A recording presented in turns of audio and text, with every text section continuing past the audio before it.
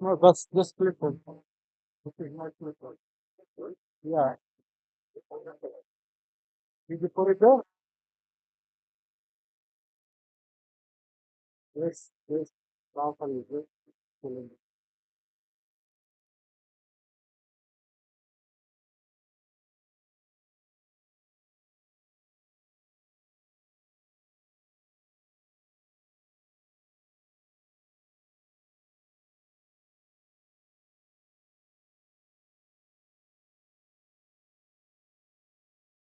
think I brought two.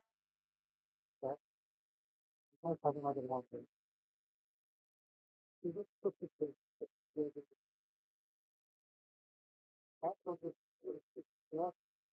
I, I'm trying to use it less at times, but I need to update the PowerPoint. Oh, you go there. There you go. You want to use it? Are you using it? How are you? It's fun. Hmm? It's fun. You can that's it. Sort of like but like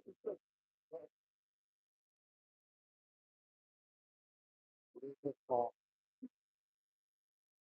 What is it? It's linked to the given smartphone. I put let's put another one. I have two, but like I couldn't find the adapter. That's why I asked the friend. No, I just needed like to control the physical camera. I was able to connect earlier. Then now I'm putting the right password and the correct. Yeah. Then I will see. Yeah, but it I was like was just to for the control, not for anything. Yeah. Now I can see here, but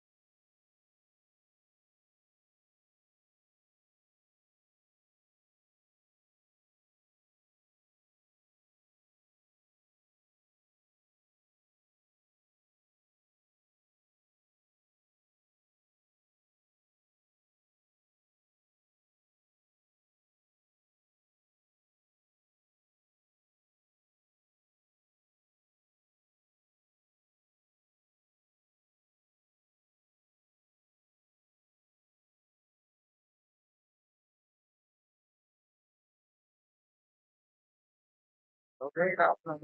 Oh, yes. And I'm standing up over there. Yeah, on the code. Yeah. All right. Thank you so much. Awesome. Tell me when you tell me when you're ready.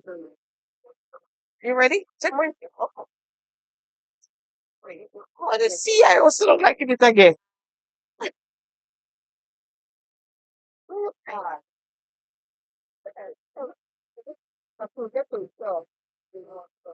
Who is finding me?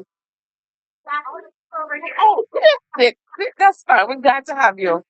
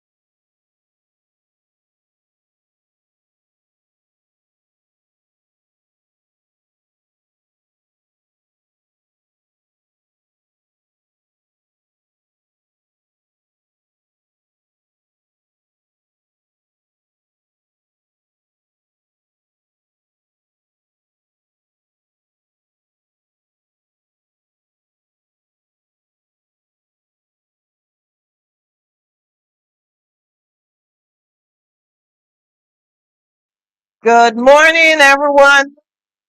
It's a beautiful morning, isn't it? Right. So let's say it again. Good morning, everyone. Awesome. Awesome. Welcome to our ninth annual Women's Symposium. Can you believe it's been 9 years we've been doing this? Isn't it awesome? Awesome. And I'm sure some of you have been to all nine, right? Yes, you have. Yes, you have. And that means that you are truly, truly amazing and you are healthy and taking care of yourself. So we're truly grateful. Our annual symposium continues to serve as a meeting room for meaningful discussions, planning, and collaboration.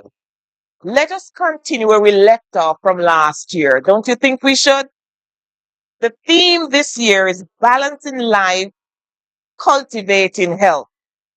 Balancing life, cultivating health.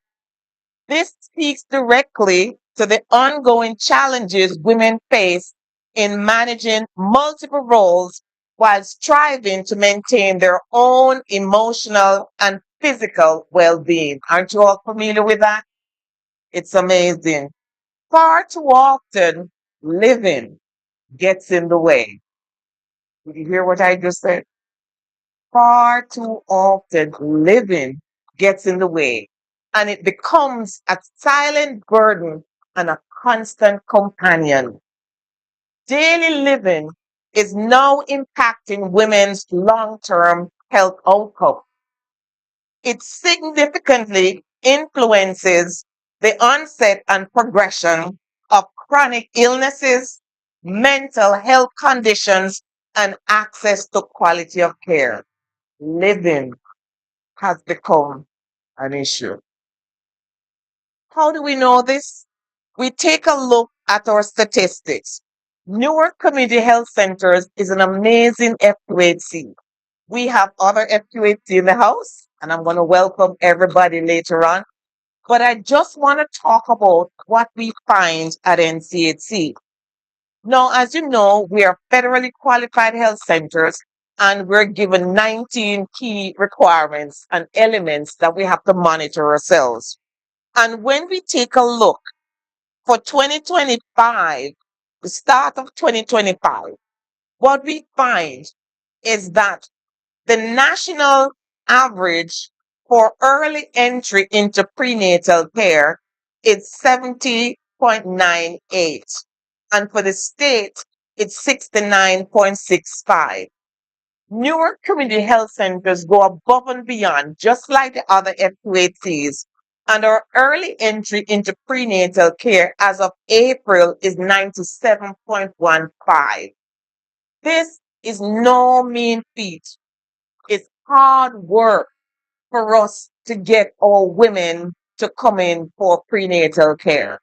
And so what we do, we have a program where for every woman that comes in to see our providers, we ask very respectfully if we could do a pregnancy test, right? We ask respectfully, right? And sometimes people don't understand why we ask, but we have to ask because a lot of times our women are pregnant and they don't know. And sometimes we feel that we're just getting a little bit fat, right? Come on now, come on now. We've had that in the health center where the lady said she didn't know. She came in about 4 months. Was it 4 or 5 months? And she said she just didn't know. So we politely asked to do pregnancy tests. And as soon as that test is positive, we have OBGYN providers in the health center and we automatically transfer them over. We ask them to stay just a half an hour more to go see the OBGYN provider so we can start prenatal care. That's why our wait time is so long in the health center. Because once we get a woman in the health center and they go to the dentist or they go to see their adult medicine doctor or they take their child to the pediatrician, we surround them with all of the services and we ask them, could they stay so we could try to get them to see somebody else? And if they can, we fit them in. So that's why wait time is so long. We try to reduce it, but things happen. Now let's take a look at delivery for low birth weight. You find that the national average is 8.59, and that's the standard. The state is also 8.69. Now, for NCHC, we set our goal at 6%. We used to set our goal at 3%, and we still believe we want only 3% of our children to have low birth weights. And so what we find at this time that we are below the national and the state average where children with low birth weight we're at 7.36. But we still prefer to keep it at 3%. So it is a challenge for us with our women coming in to engage them in prenatal care, but we also want them to continuously come for the service regardless of their ability to pay. Because a lot of time people think that they can't come to see the doctor because they can't afford it. So we'll see you regardless of your ability to pay. We are challenged by cervical cancer screening, where the national goal is 59.9% and the state is 56%. Unfortunately, we are only at 59%. Only 59% of our women are getting cervical cancer screening. And a lot of times it's because they don't come for the visit.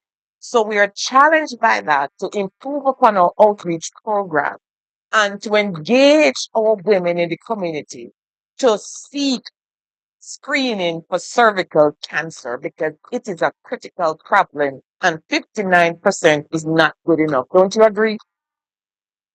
Breast cancer screening.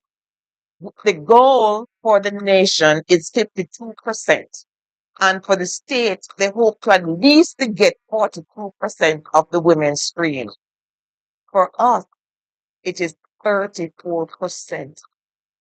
The problem again is for us to get the woman to come in to do the breast cancer screening.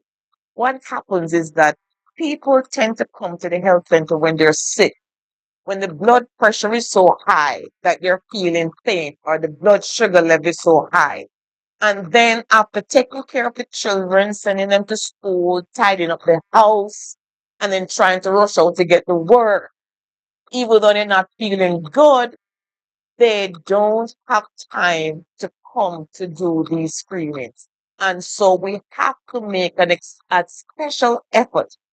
How do we appeal to all women and for people in the community to do these screenings? So this is why you are here. We are here to hear the voices of our elected officials who are here, and they're going to be introduced to you later today. And so, as they're introduced, we're going to cheer them on, right? We're going to cheer them on because we have to encourage them. Elected officials who take positions in our country, in our state, work very hard. And I'm sure sometimes when you see them on TV, you wonder, oh my God, I couldn't do that, could you? Right? You couldn't take a chance of getting arrested. Mm. You couldn't take a chance of fighting for people in the community because it's hard work. And so later on, we'll talk to elected officials and we want to hear what they're going to do. We'll also be talking to our medical partners and our other partners in the community who are on the panel today. This is very, very important because the elected officials need the other community partners to engage the people in the community so that we can have a positive outcome. And that is why I said today's meeting is a meeting of the minds. We've been doing it for 9 years, and here we're back together again so that you're going to have all these amazing, hardworking people here for you to hear what they're doing for and also for us to ask them questions. Are you going to be silent? I like it. I like it. I like it because it's a wonderful thing for us to communicate. And remember, we are we are welcoming our people on online. I think it's amazing, and we're glad to have the people online. but we are truly grateful to have you here face to face, right? So we can hear your voice. And even though we need technology, we need the Facebook, the X, and all these things, what we need to do is to remember as human beings that we have to interact with each other. We get a lot more done when we interact with each other. So the people are online, you can send in your comments, and we will try to answer. And for the people here, I'm sure you're also going to have the same questions, comments, or suggestions. And so as you speak loudly, we shall hear you. We are truly, truly grateful. And so today we're talking about great leaders. I would like to introduce Senator Brittany Timberlake.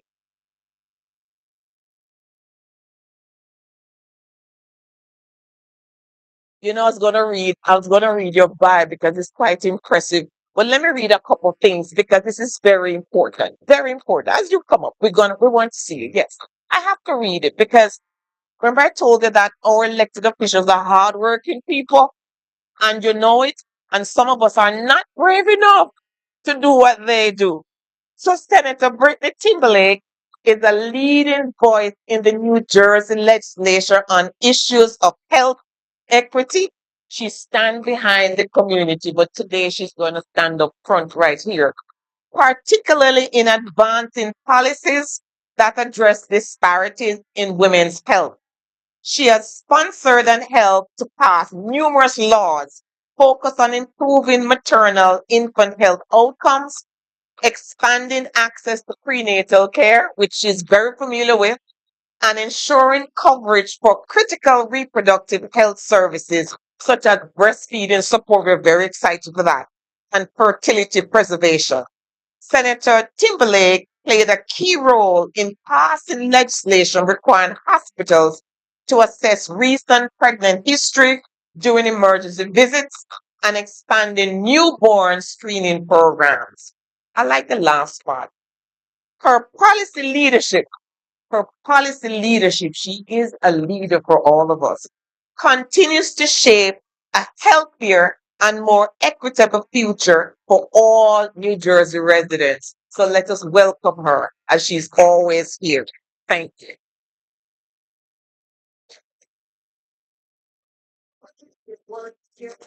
And all the God actors of work. You are the great part of those of us who are also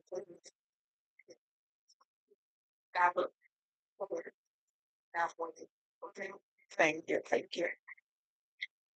Wow. Word.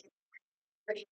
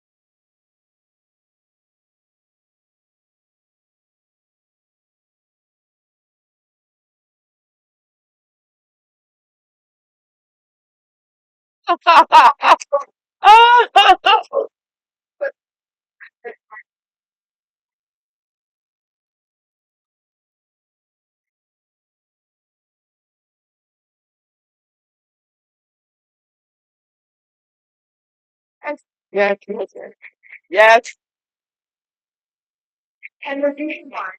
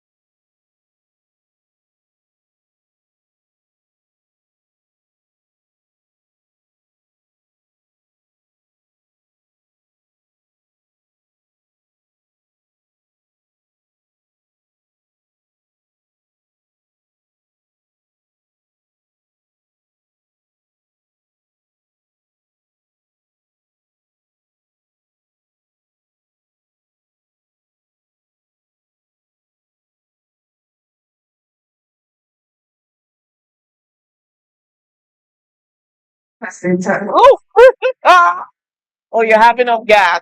Good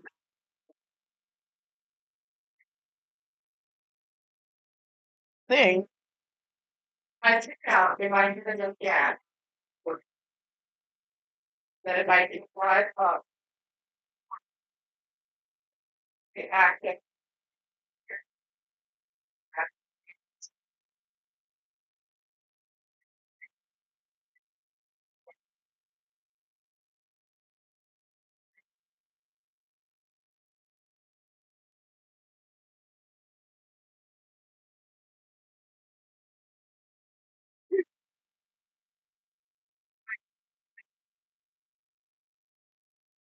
So as I get married,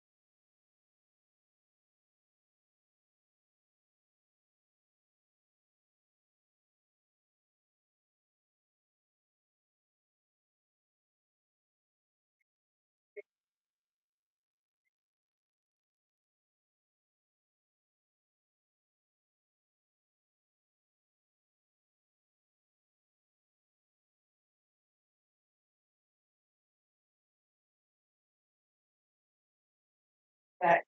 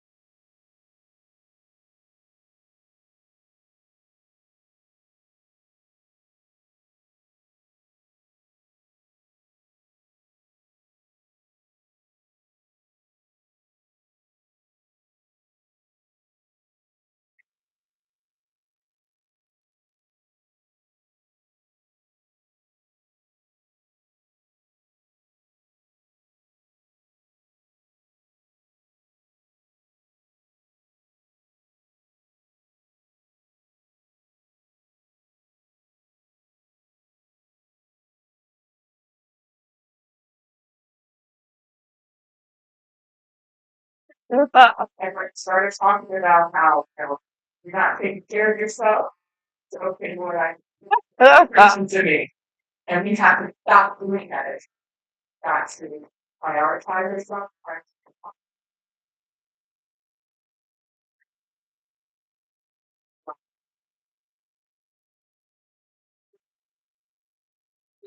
Thank you so much. Take your time. Yes. We need one of the gentlemen here to help us, Joan. Thank you, Mr. Akindura. I know you would. I know you would. Awesome. I just want you to know she's always a supporter of the FQHCs. And we know all the ladies because whenever she comes to the FQHCs, she brings babies. Yes, yes, because, you have to work with the babies. And as we go through, we're going to talk to all those women who, have their babies in their handbag. Hey, I'm looking at you. It's awesome. Oh yes. Oh yes. Awesome. Awesome. So we're just grateful today, as I said, to have some wonderful people here who are making a difference and they want to tell you how they're making a difference. And as we go through today, we're going to introduce everybody. And so we want to also um Senator Cory Booker can't make it today. And so we have Bianca. Yeah, there you are. Yes. Looking over there. You gonna come and say a few words? Yes. So as you know, yes, come along, Senator Cory Booker has dedicated his life to building stronger, more equitable communities. From his parents' fight against housing discrimination to his own decision to live and serve in Newark Central Ward, Senator Cory Booker has been firsthand the power of community to drive change. As you know, he's a graduate of Stanford, Oxford, and Yale Law School, and he began his career advocating for tenants' rights and fighting irresponsible landlords alongside his neighbors. And I'm sure when he was here in Newark, you've heard stories because he lived it when he was mayor of Newark. He also reduced crime, rooted out corruption, and led a revitalization that reversed decades of population decline. At the heart of his work is the belief that a loving, supportive community is key to overcoming challenges and building a fairer and healthier future for everyone. So unfortunately, he can't make it today, but we have Ms. Bianca with us on his behalf. Thank you, guys. Thank you. Good morning, everyone. Thank you for having me today. It's a pleasure to be here. Um, our presence here is more than symbolic. This is a statement that women's health matters, that it deserves our attention and our commitment. Women's health has been sidelined, underfunded, and understudied for a very, very, very long. But here we are. We're in a room. It's a turning point. We're standing in a turning point. So much has happened that has shifted the landscape, but yet we know that there's so much more work that needs to be done. So I just want to quickly mention some of the work that's being done in Washington by Senator Booker and some of his legislation that is going to save lives and drastically increase character. And some of the legislation, I'm going to just quickly say it so I don't waste too much time. Justice for Incarcerated Women's Act. This is going to improve care for pregnant and postpartum women who are incarcerated. Access to Birth Control Act. This is going to guarantee timely access to birth control at farm life. Mama First Act. This is going to expand Medicaid to include doula and midwifery care. The Mommy's Act. This is going to expand coverage for pregnant women that are covered by Medicaid by extending postpartum coverage from 2 months to 1 year after childbirth. And part of this legislation in 2022 was passed in other legislation, giving states the option to do this. Okay, so instead of making it mandatory, of course, it passed to give the option for states to do it if they want to. And the mom of the some of you may have heard, it's a package of 13 bills that is designed to save lives. It's a very comprehensive package, and it does 13 things. And I'll quickly just go down the list. It's going to invest in social determinants of health. It's going to extend WIC eligibility in postpartum and breastfeeding period. It's going to give money to community organizations that are It's going to increase funding to programs working on maternal care status with women veterans, diversify perinatal workforce, improve data collection. It's going to give more support for moms with substance use disorders, improve care for incarcerated women, invest in digital tools in underserved areas, promote innovative payment models, invest in federal programs to address maternal and infant health, invest in community-based initiatives to reduce climate change-related risks, and it's going to promote maternal vaccines. So all this is happening, but yet still so much more. Uh, right now, we're working on the omnibus bill to reintroduce it again with the other legislators, but we don't have a current date for it yet. But soon probably will reintroduce that again. Um, and so because the senator couldn't be here, he asked me to read a letter on him. It's a pleasure to extend my warmest greetings as you gather in the Health Center's ninth annual Women's Health Symposium. Today's event is a testament to your ongoing commitment to women's health and community education. For almost 40 years, Newark Community Health Centers has been committed to addressing health disparities and providing quality and accessible healthcare. From delivering essential healthcare services, fostering greater community engagement, Newark Community Health Center not only a diverse medical, but also works to care to help out. I'm truly grateful for all the critical work that you do to save and health. Thank you for your leadership, your passion, and your continued effort to build a healthier, stronger. Thank you. And really quickly, can I just say, on the topic of being moms and overworked, I felt that in my soul when you talked about it. And you talked about it. I'm a mom of three. Um, I have a 9-month-old baby, my youngest, and it took me three different doctors in two different hospitals to birth these children because it was this difficult for me to find the right care. And I was scrambling all over the place. I was asking a million and one people, and this is me who works with Senator Cory Booker, who has access to the people to talk to, like, asking opinions and questions, calling up my tonsils, right? Still, all of my babies have been birthed by this doctor because I haven't found direct care. So feel it in my soul. And so thank you for everyone for everything you do. Thank you so much. Thank you so much. Thank you so much. It's wonderful to hear the story. And I would say that we're going to give a round of applause to the staff at NCHC. As we move through, everybody's going to give a round of applause, but the staff at NCHC. And and they go above and beyond. And for the people who are here who work to prepare this symposium, it's not a part of their job description. And last night we left after 10 o'clock trying to prepare. And I was telling them, don't put the security guard in the overtime forward, and they left late. And somebody forgot to move their car because, we're in Newark. So we tried to put the car close to the building and you all forgot. You had me concerned. Oh, there you go, Miss Ketlin. Right, I'm looking at her from the city. So the key here is that, as I said, we have 350 employees. That's maybe 60 providers. We try to provide two OBGYN per site, and we have 7 sites. We're very short staffed and we struggle. HR struggles so hard to find provide. She's waving her hand there. If you know anybody who's an OBGYN, please tell them to come and apply at NCHC. We do our best to try to hire quality providers.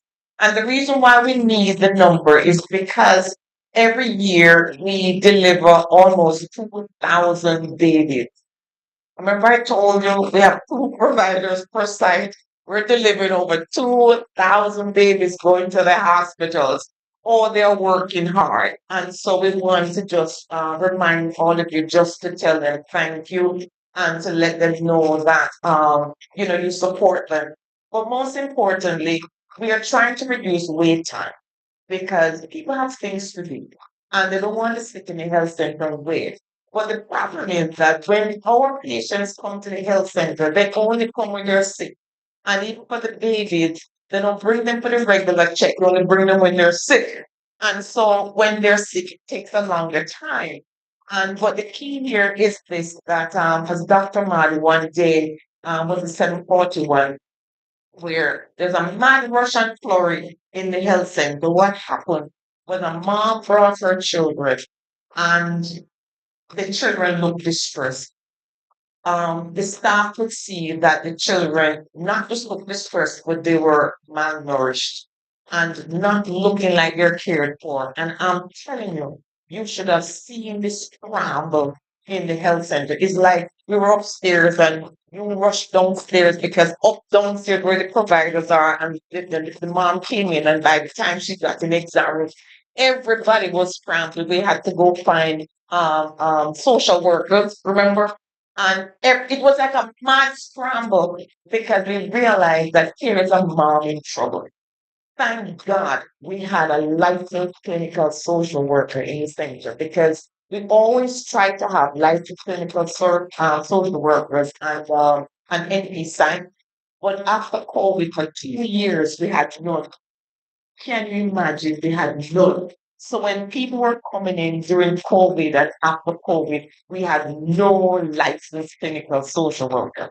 But thankful for HR, we got them back again. And I am telling you, we scrambled. So this is why I say that people wait a little bit longer in the health center because we had to trigger not just the pediatrician to take care of the child. We had to trigger the OBGYN to take care of her. And then we also had to trigger the nutritionist to become available. We had to trigger the licensed clinical social worker. So everything just kind of paused as we tried to take care of her. So we're grateful. Today you're going to hear about, as I said, all the wonderful things that our partners are doing. And the person who is going to mediate all of this amazing is no other but Carissa Lawson. Come on up, come on up. You all know her. You all know her. The great Carissa Lawson is an on-air contributor. Oh, I gotta read it. And let me tell you why I gotta read it. As women, you must read out the great things that you do. We have a habit of saying, oh, don't worry about it. No, we're going to worry about it. We're going to talk about it because we have to acknowledge how great we are, how hard we work. Tell it to everybody, not just to the public, but also to your children at home as they grow up and to your spouses and your partners so that they understand that we are great people who do a lot of work and we know it, but we also want you to know it. All right. And so Miss Carissa Lawson, on-air contributor and a news anchor for CBS. Come on out. Yes. Prior to this, she worked for News 12. You all know her from News 12, right? We'll forgive her for going to New York. Yes, I forgive you, did I? There you go. Yeah, man, she's a Jersey girl. Through and through. And she's a proud graduate from New York University with a degree in broadcast journalism. And upon graduation from NYU, Miss Lawson earned the James Fenimore Cooper Memorial Prize, which is presented annually. Yes, she has a lot of awards. We take a clap for that. Thank you so much. Thank you so much. And of course, she has been nominated for 2 Emmy Awards. You know that, right? Clap for that too. Yes, yes. Right, right, right. And while at News 12, New Jersey, she won the New York Press Club Award for Breaking News and the New Jersey Society of Professional Journalists Award for Best Newscast. She is proud to receive the Outstanding Community Service Award for her commitment to community service in New Jersey. So I am going to step away because you're now in very good hands. And you're going to hear wonderful stories, a lot of what the hard work that the elected officials and all of our parties and communities are doing. And she is going to Moderate speaks it again. I Thank think you we've so been in much. good hands with her, haven't we? Haven't we, though? It is my absolute pleasure to be here. You know, as we've been listening today, you're sitting and you're listening to stories about how women consistently we do not put our health first, and we have to remind ourselves that if we don't put our health first, it's like you said, who's going to be here for our families? I was talking about this just before you guys got up on stage. Just a casual conversation about what we constantly do. And something like this just helps to put our health in the forefront. And the thing though is that, you know, more often than not, if we're not doing it, how do we, to ourselves and to our families, how do we expect the government and for any institution to do it for us? So it starts with us doing it in our homes. So we have to remind ourselves of that. Right now, I'm going to ask the individuals on the first panel to come on, step on up. Senator Brittany Timberlake, come on up. You're here. Assemblywoman Nancy Nunez, come on up. We're getting ready to get started here. We don't want to waste too much time because we have lots of questions. We have Assemblywoman Garnet Hall, who's joining us right now. Patrick Council. Where's Lisa this morning? Lisa, sorry. Okay, all right. And Ketlin Alsbrook as well. All right.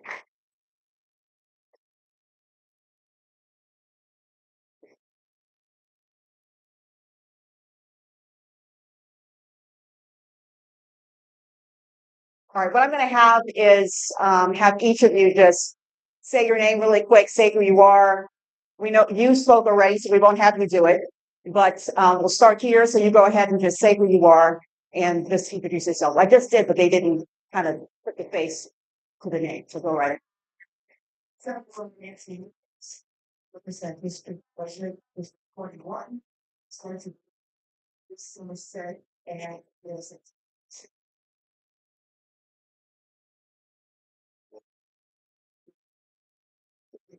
so again, in that social this doing the charity.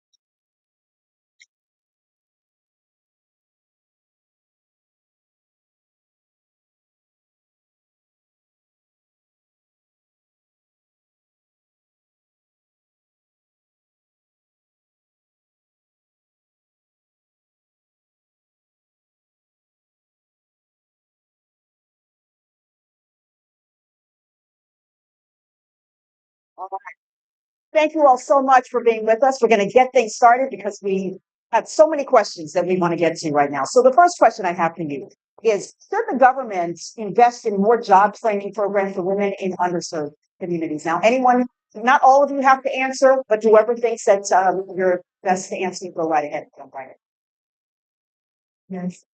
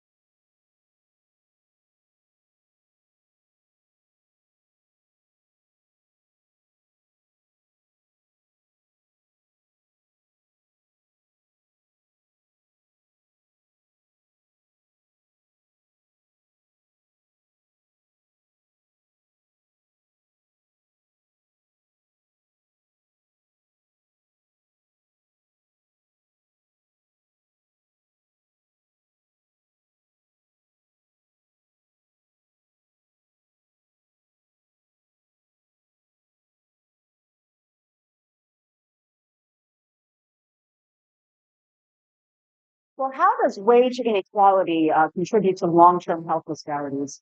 Who would like to take that first? Yeah.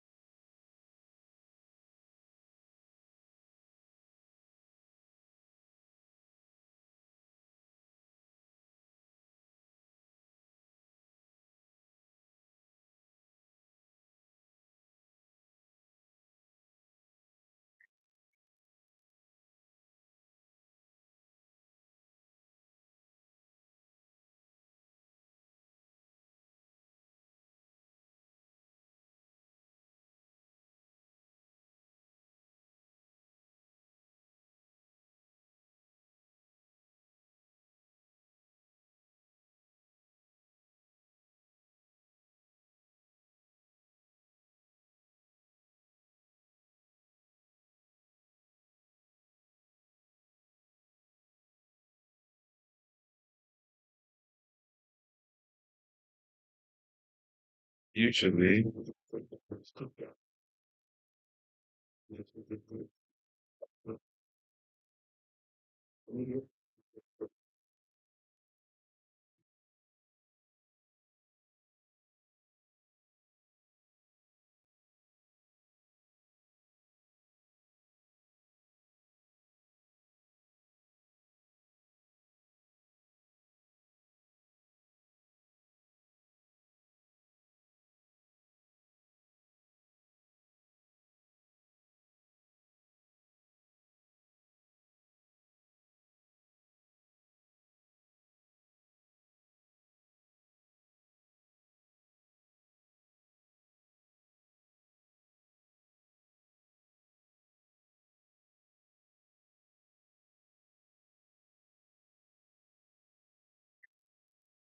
Okay. Stress.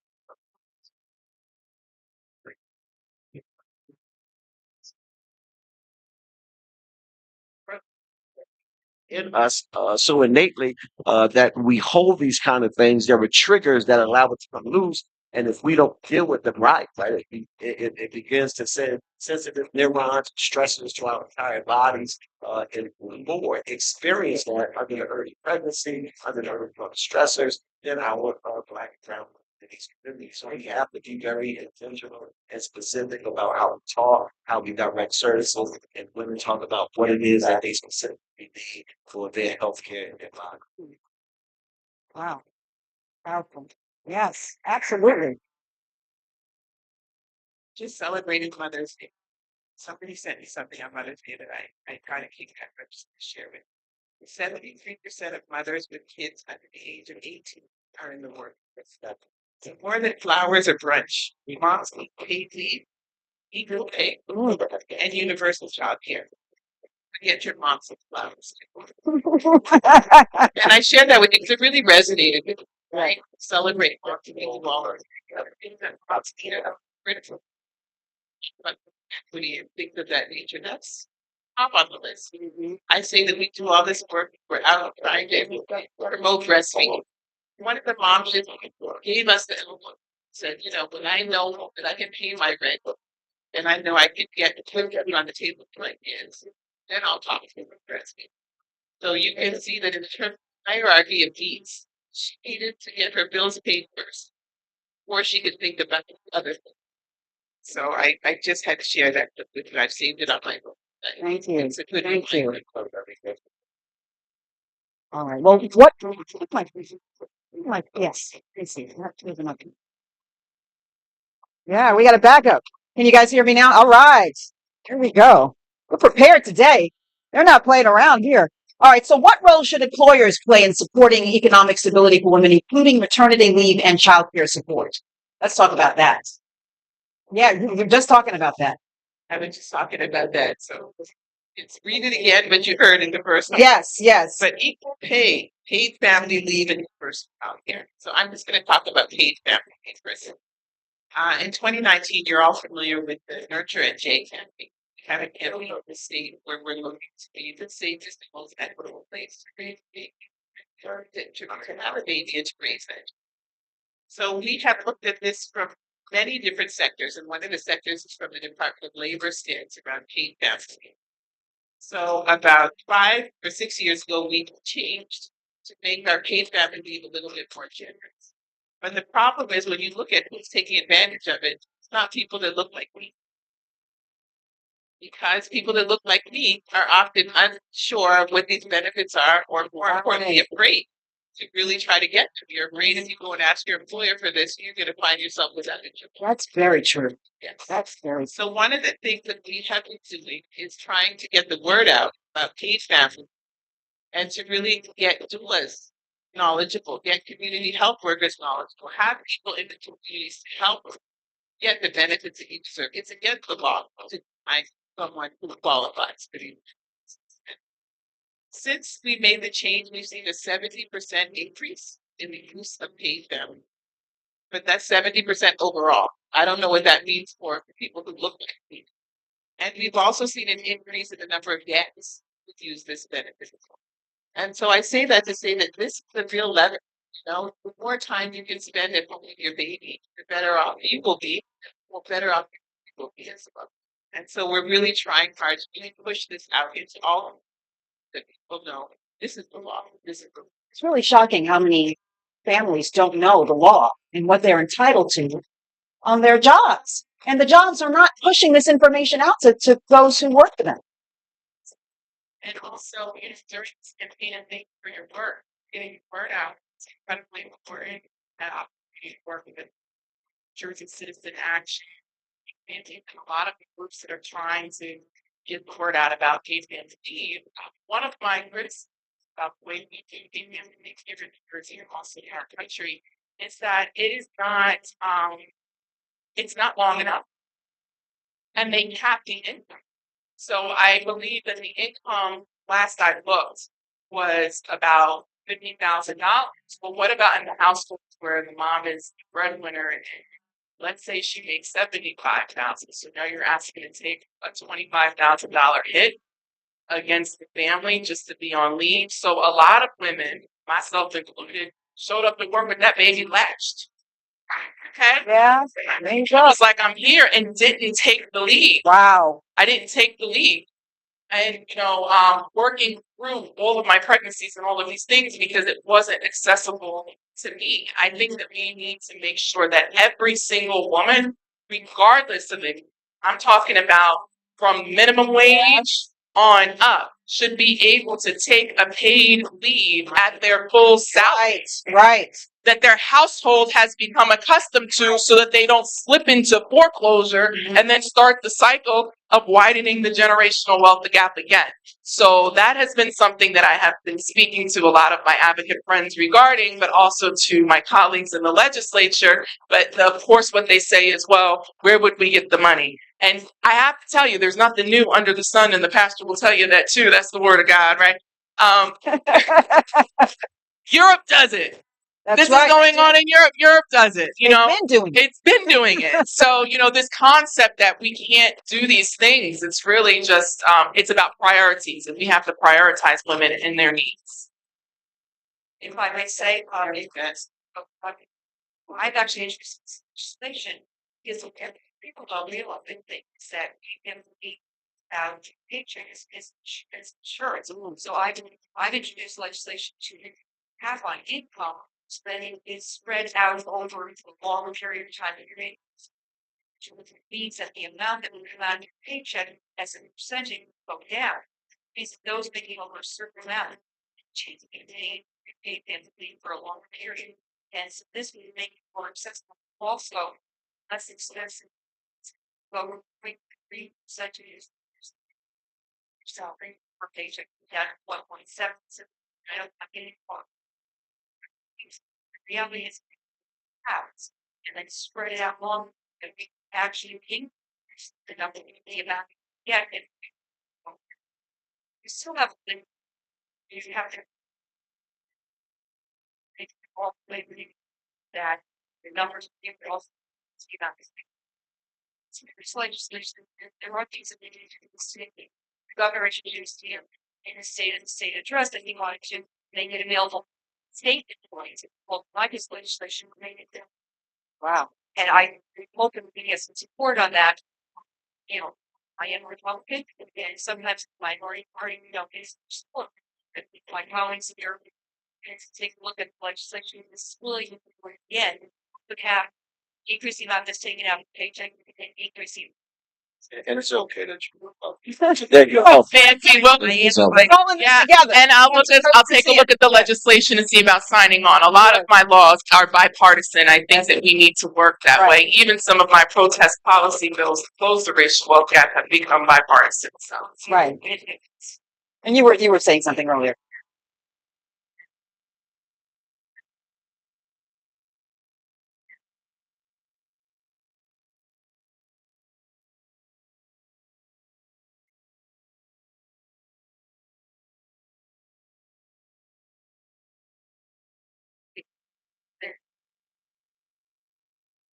Here,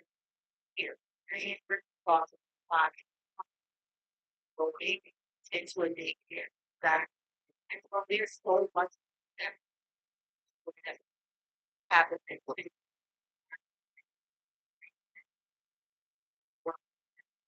What question ads very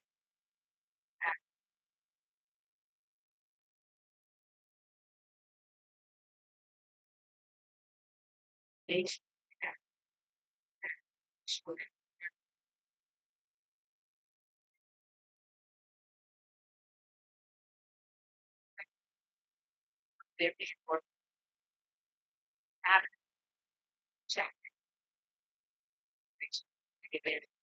Absolutely. Yeah. Sure. Yeah. All right. So here's a question for you. What policy should be in place to address racial disparities in maternal health care itself when it comes to, the race of someone needing these services? Well, I'm proud to say that we passed 76 pieces of legislation. And that bans the ground. Oh, wow. 76 pieces of legislation in support of maternal and infant, particularly with a focus on addressing disparity. I'm going to call out a few of those pieces. We have a universal publicity program. Every woman, regardless of income, gets a visit by a nurse 2 weeks after she gets from the hospital. We have a community-based doula Medicaid benefit. This is what you heard me talk about earlier. We need more doulas to serve over 30,000 women that qualify for that. We expect OB-GYN providers to go through implicit bias and anti-racist training as part of their licensure and certification. There's so many things that we have on the books that we really need to make sure impact and touch the lives of they were designed. But I say that to say in New Jersey, we're really leading the way in the country around our approach to maternity. We've done it through legislation, we've done it through programming, we've done it by inviting other state agencies to really step into this space, people like Department of Labor, banking and insurance, agriculture. We're really doing this from a very holistic perspective.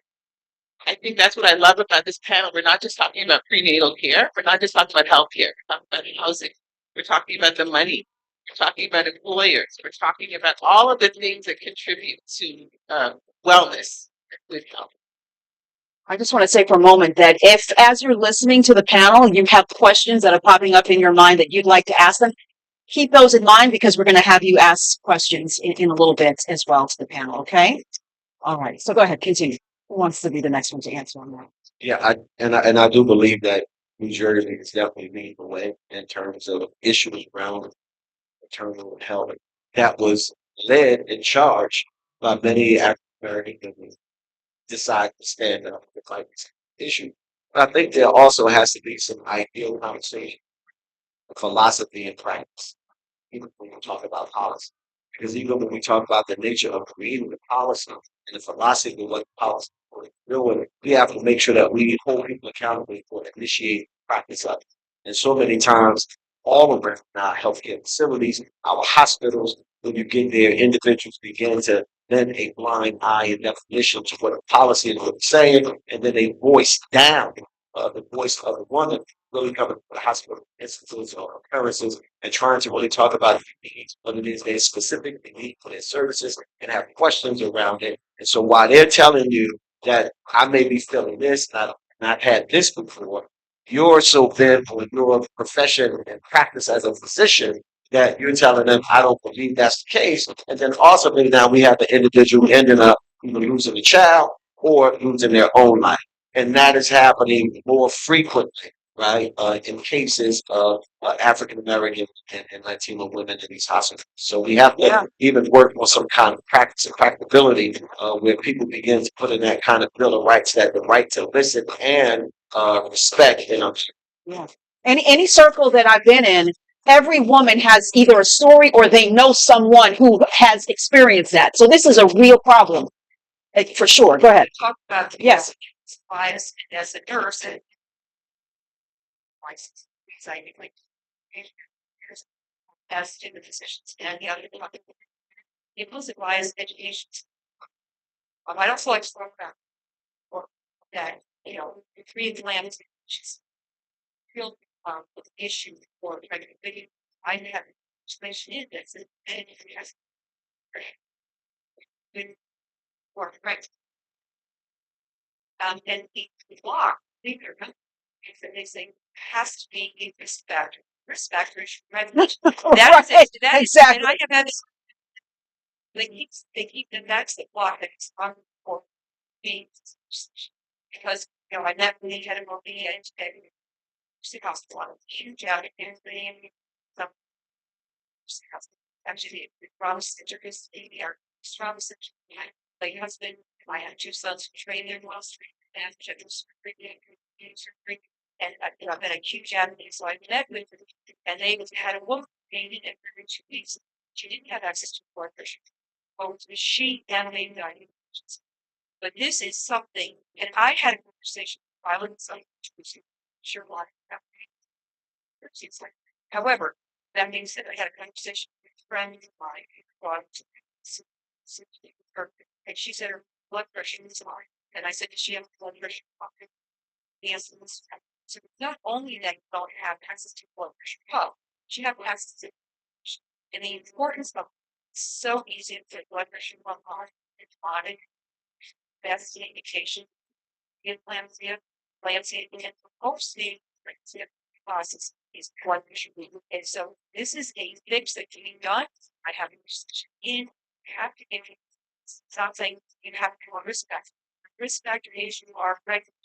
Because it happens one my daughter's sit there and it makes matter very what your group is, if it can happen to anyone.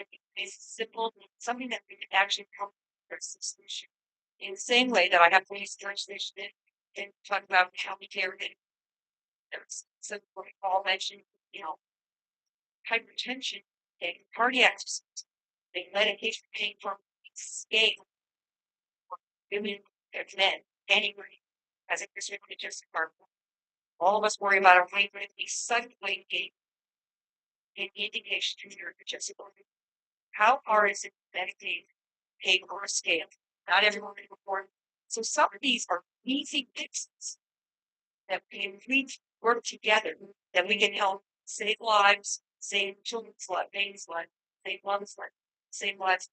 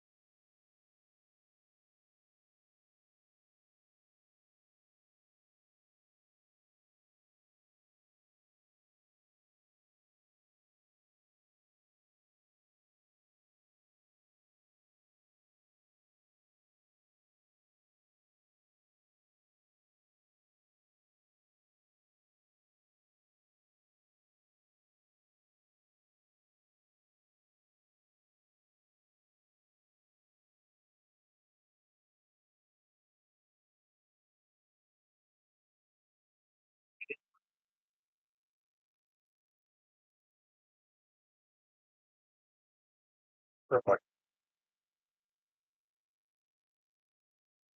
Yes, yes. I wanted to say that again, agreeing with everyone here, how important it is to make sure that you're advocating for yourself, but also for the healthcare providers to stop and take the time to listen. Again, from that time in my life when I was uninsured, I went to go see a doctor at a hospital. I was gaining weight rapidly.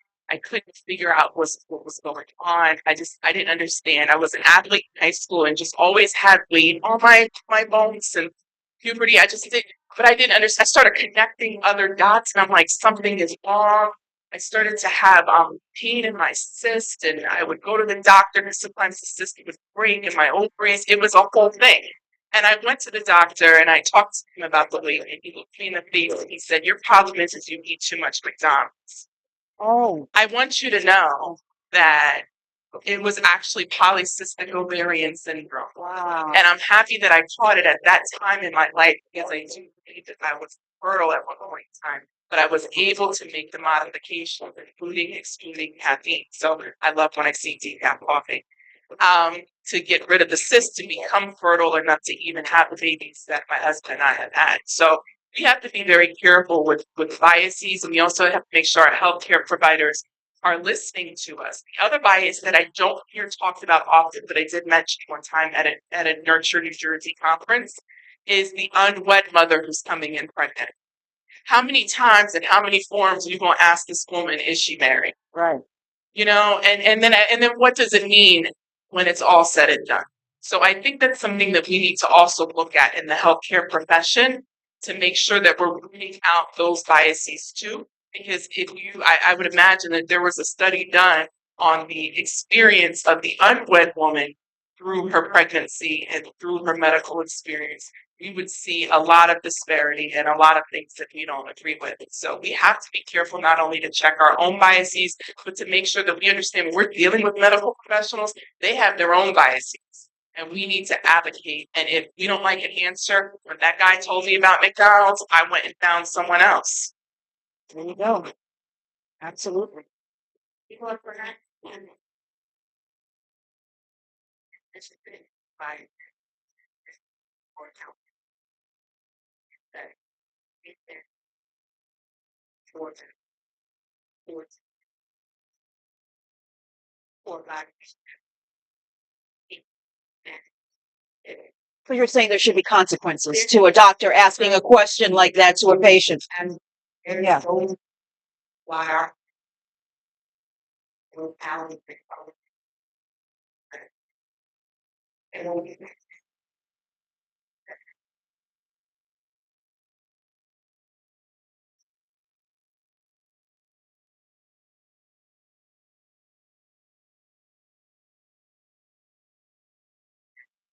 Yes, absolutely. Yeah.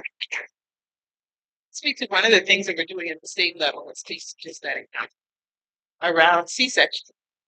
So I would like to say that in my community, there are more C-sections happening than necessary. And I have, had this conversation at the coffee shop, at the nail salon, and everybody seems to have had a C-section. Why? Does everybody need a section? And don't get me wrong, some people need it. I'm not saying that it should never happen. It should happen under the right circumstance. So when we look at the data, we realize there was a lot of C-sections that were happening necessary. And we created a policy with Medicaid to say that if you have C-section that is non-medically indicated, we will not pay for it. It's kept. Yes. That hit me. We have seen decreases in the number of C-sections. This policy has been effective. So it is just one lever that we have, but it has shown to make a difference. I will also say I'm a mother myself of a 28-year-old daughter, 25-year-old son. God has a sense of humor of a 16-year-old. But I say this to say that I had those kids in Jersey. They were all born in Capitol Health. But as I had progressive pregnancies, I moved further away from the city of Trenton. But I insisted on having those days with the Trenton. We can't Trenton. It's a distance. I drove past a bunch of us yet to Mercer Medical Why? Because of my provider. My provider was a Black woman. Listen to respected me, who actually almost became like a friend. But I felt safe in her care. So it didn't seem like robbery or didn't seem unreasonable. You could pass 3 or 4 hospitals. Get to the hospital. There you go. Right. So I say that to say, go where you feel safe. Take Thank someone you. with you Absolutely. to change the course of your life. Or really quickly, does anyone have a question for the panel before they have to get up and go? Okay, you raise your hand first with the glasses. Go ahead. Can you stand up, please, so we can hear you?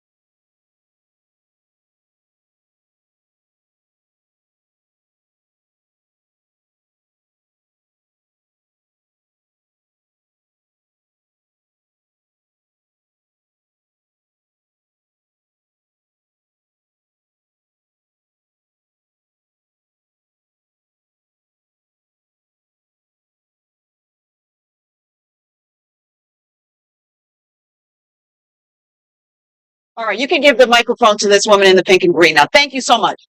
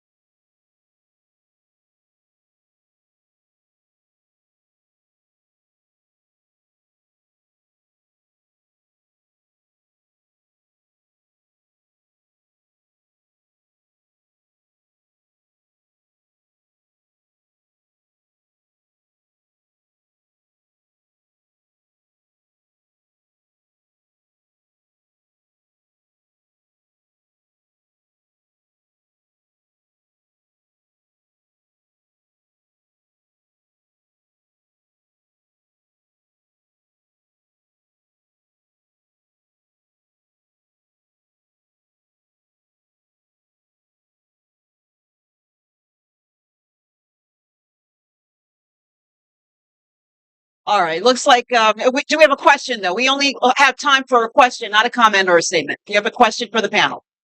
Okay.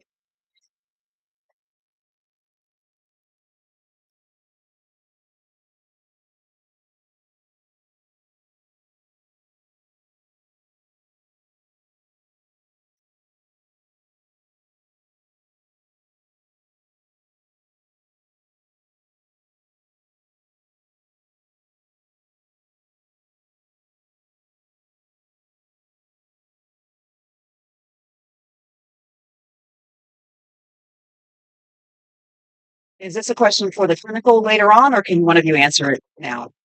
And we'll have one person answer it because that's going to be a wrap. Why did I was, it's other doctors think it daughter is doctor. So they do receive this information. That's what everybody thinks of it. Thing is then it becomes very special. Become a very specialized country of healthcare providers. So, and my son is an orthopedic spine surgeon, going to 6 areas. So it's very special. He is to find that provide your issue specific and to go to the primary provider and that's the people refer that is great. They're in a very difficult situation right now. Insurance and insurance companies are not in making it very difficult. They're agreeing with it. They're privately their shareholders. So it's not just it was patients who are having difficulty, it's the providers who have they're having difficulty getting reimbursement care that they give. And patients are having difficulty finding a provider. We have a shortage of OBs in this country. I'm not just in Newark. I work with OB works in the sector. We don't have that load. The obstetricians are really out of it centers into gynecology. Part of it is malpractice.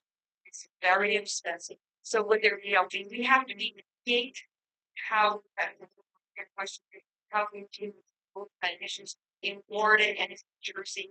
We something Florida we have to put together some private practice they can have any case. I was provider saying you recommend that I see you and then you have to get right here. That's I'm as with we're all connected. We're all connected. We can make calls. I know all the doctors. I can't even get a doctor to watch you. It's just at your point. I can get a doctor in the center. So they did a decision ask the doctor to help you find the vitamin. We have another group of panelists Let me coming say up. this So before I have get you kicked ask off, first. get kicked off the stage. Yeah. I think this is important to say. I'm glad to see my colleague here, Councilwoman Roundtree. Let me say this before we get kicked off the stage.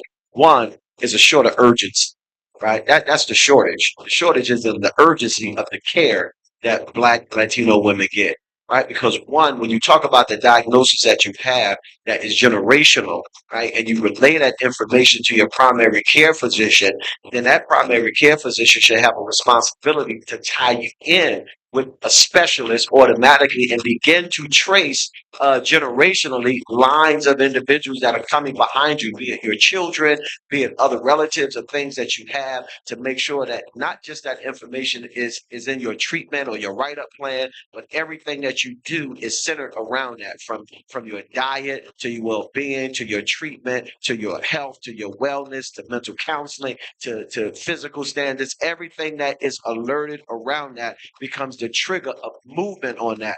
But because the level of comfortability that is happening in our medical field right now, individuals who were once just practitioners and now they have their own staff and other individuals that once cared about you, but now push you off on the other interns or doctors or professions that they have, and only will see you in case of emergency, or if it's not emergency, that does not have that urgency. We have to go back to having a sense of urgency in healthcare fields, period.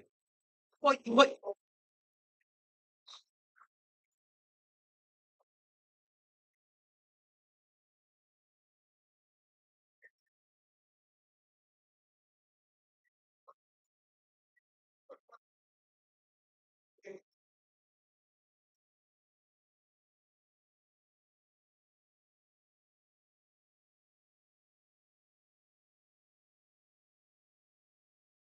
we're going to continue the conversation. Okay. It doesn't end here. We're not kicking you off the stage because this has been a very lively conversation. And that's the reason why we have to wrap it up. So this has been great. Thank you all. As you exit, you're going to be receiving something. And we really appreciate this. Another round of applause for this really intense conversation today. Thank you so much. Oh, we're doing a picture apparently. Yes, keep those questions coming.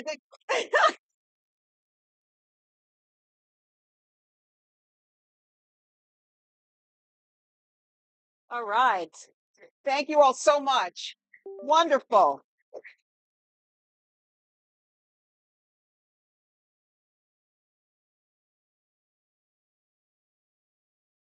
All right, so we're going to have the next set of panelists come up on stage right now. We're going to just sort of do a transition here. Councilwoman Louise Scott Roundtree, Dr. Shroom, Dr. Richmond, Medina Muhammad, and Dawn Hayes. Make your way towards the stage.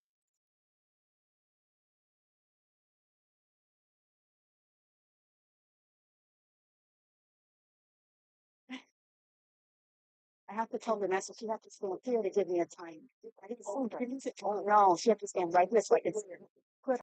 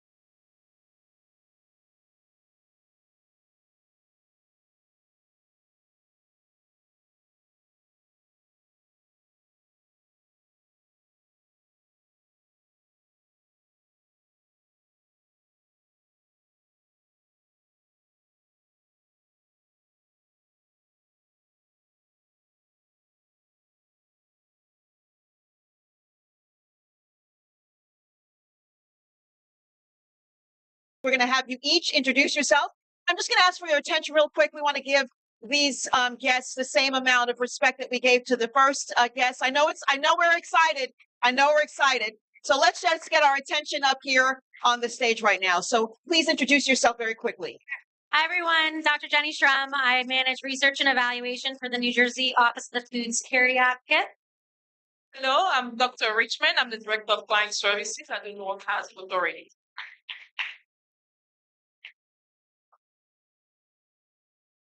Peace and blessings all. My name is Dawn Hayes. I'm previous president of the Newark Board of Education.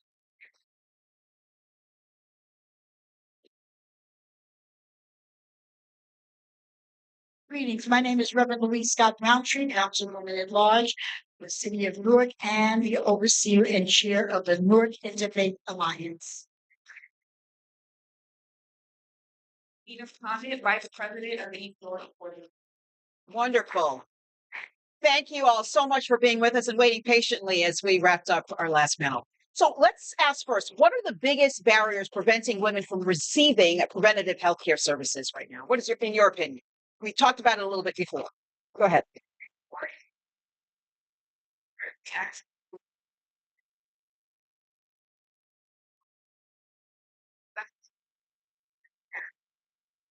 Right. Into the area and get make arrangements to become a child care. There's some factors that you know waiting 3 months for the there there's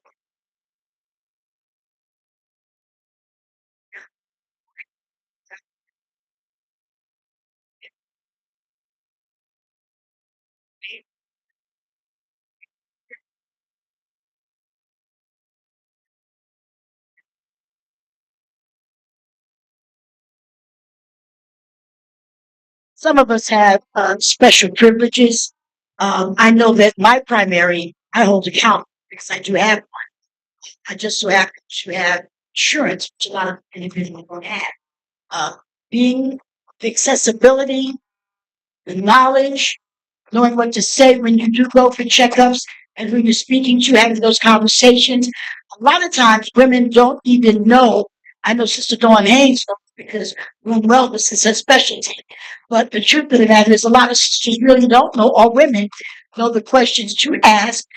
When I go, I ask 1,000 questions because I want to know everything. And if you don't have the answer, then you have to send me to someone that does or recommend.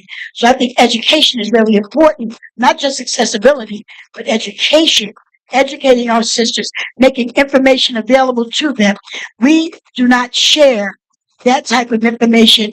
This panel is amazing because the individuals that were up here before us, and we're sitting with doctors that have the knowledge, we're sitting with individuals that deal with mothers, that deal with women.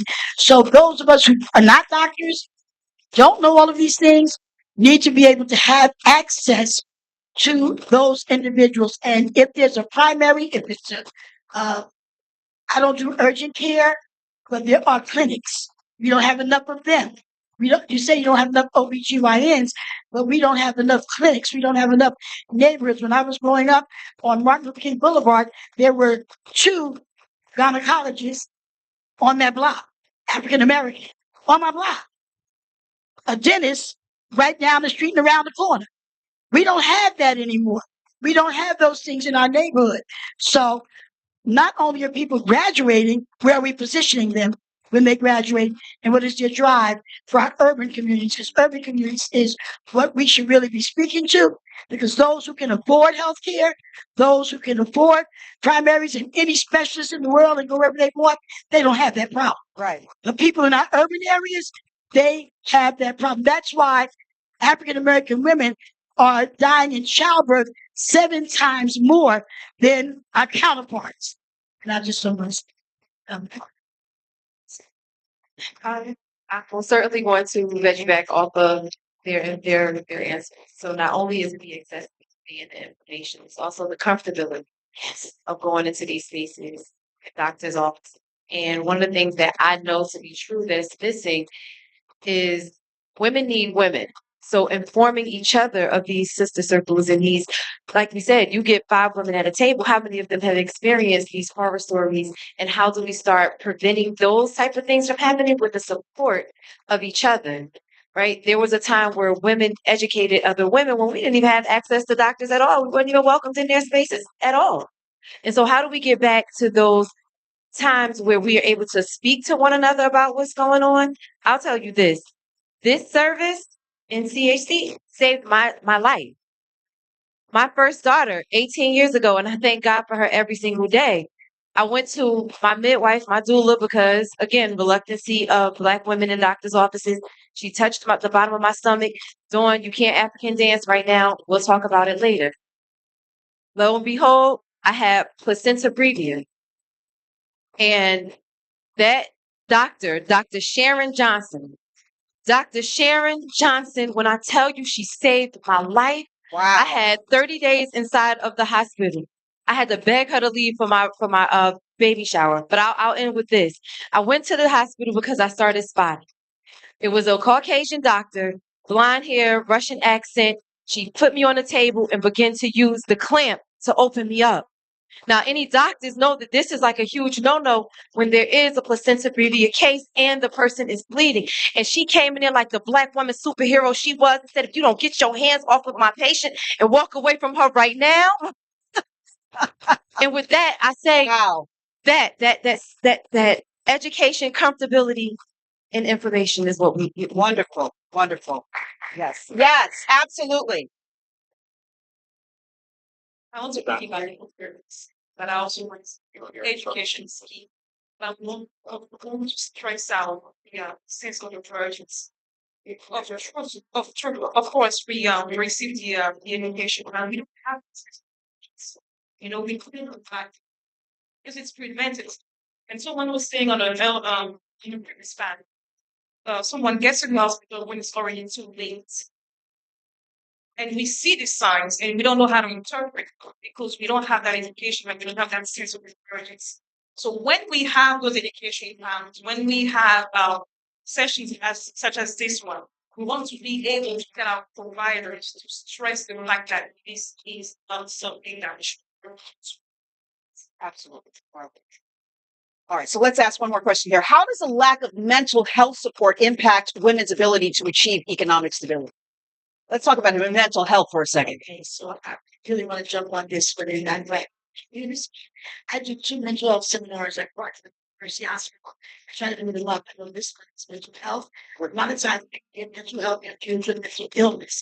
Mental health can mean to a whole lot of things. And with our sisters, the burdens that we carry on our shoulder, with the work, the parents, parenting, those who are married, it's a whole circle of responsibility for attack, then it leads to stress in other areas of your life. So you might start yelling on your job because you had a bad day in the morning with your husband or your children. And once you have not been able to identify that there is a mental situation going on. So now, so some individuals think that something's wrong with me because I smile all the time. Because I've gotten a cap on the fact that whatever's going on in my life mentally, it's going to affect me, change my personality. It's not your fault. But everybody cannot identify with I had a bad day with my son first thing this morning. So when I see you, when I reflect to you, now watch this. Now, not only am I letting it overflow onto you, me having a bad day with the wrong attitude, but I might not eat. So now that affects my body. And not only will I might not eat, then now that affects because you're not getting the proper nutrition. Your mind's not being fed the proper nutrition for you to really respond to situations where you want to. Now I haven't eaten right. I'm not thinking right. And somewhere along the line, it can lead to mental illness. Stress can lead to it. And people have not identified. I've got pastors that tell me, I'm seeing a therapist once a week. Don't judge me. Wow. I mean, really, because who is talking to Counselor Dawn Haynes or Brittany Timberlake after they've taken on the weight of the world? The same with our women. After you raise the baby, you stir in the pot, holding the baby on one arm. He calling you, talking about, hey, honey, can I, all of that at one time. And no one actually has stopped to say, wait a minute. Right? I went to 3 funerals yesterday morning. By 2 o'clock, someone was saying, well, who you seeing? But you have to learn how to release it. And that comes with gifting, it comes with training, it comes with knowing and identify first. That Thank you. Go ahead.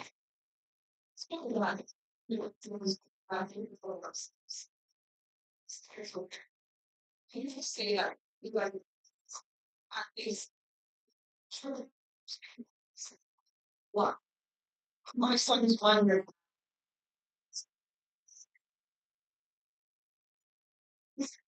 One for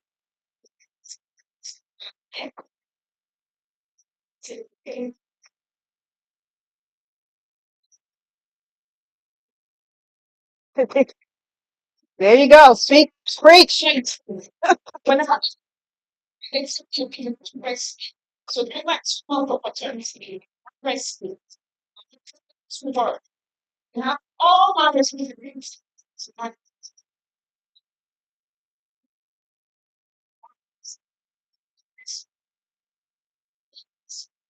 All my good work. So that if you have to return back to work, because the voice will place you. You can choose to different swap because I would afford to stay in the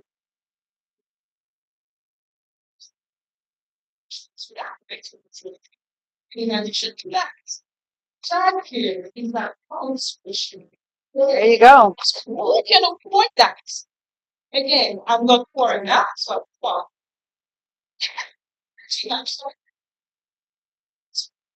What do I so I have to resolve the people and say, oh, I'm saying this is and if you're not looking to one in operation where they rely on what do you do? And you go home and you rush, go home, try to relieve your care. And then as soon as you got 30 minutes to yourself, Right. So, Right. speak to me, you have to make it, that's And then the doctor's telling you got to exercise more. It's like, when am I going to have time to do that? And all these questions. Right. Yeah. So how do we? And this is an authentic question. How do we take care of ourselves? Right. How do we be that? There you go. Let's give her a chance. Yes, please. Let's have everyone talking. So I work for the Office of Violence Prevention and Trauma Recovery in the community. And that is crisis intervention, that is rapid response, that is someone shot, like it's a whole lot of trauma. And so one of the first things I do with our meetings before we start dumping on each other is go home, take a deep breath, go through wellness checking. Look at this, I can't afford to keep this aid that I have. Because that's only going to be lower. You're executive already. And so take into account of the people that's sitting next to you. I don't know what your last 5 weeks is like. But who am I to take away your dignity or your home or to give you more strength that makes your mental health even lower than it is? You have one. I have 4 daughters, 18, 16, 12, and a 2-year-old. And so when you talk about not having time for yourself, I can't pour from an empty cup, so I have to give to myself in order to give to them, even if it means for me to negligent. Leave them for a moment to give myself a moment. And we have to do that as women. I will call one of my sisters. I will call my mom. Can you come in? I just need 5 minutes. Let me go to the park and I can just yell. We have rallies and protests. You may hear me or see me, and it's not out of a place of anger. It's out of a place of indignation. Because I'm holding, I have to hold it for that person in that moment. But I can't take it home to those babies. I can't take it home to my husband. I can't take it to the next person and have to sit in front of me that's dealing with something that's so stressful. So love on each other. It's okay. In Islam, we believe a smile is charity. So it's okay to smile. It's not gonna give you a smile, and I know she's gonna give one back. No matter what either one of us do.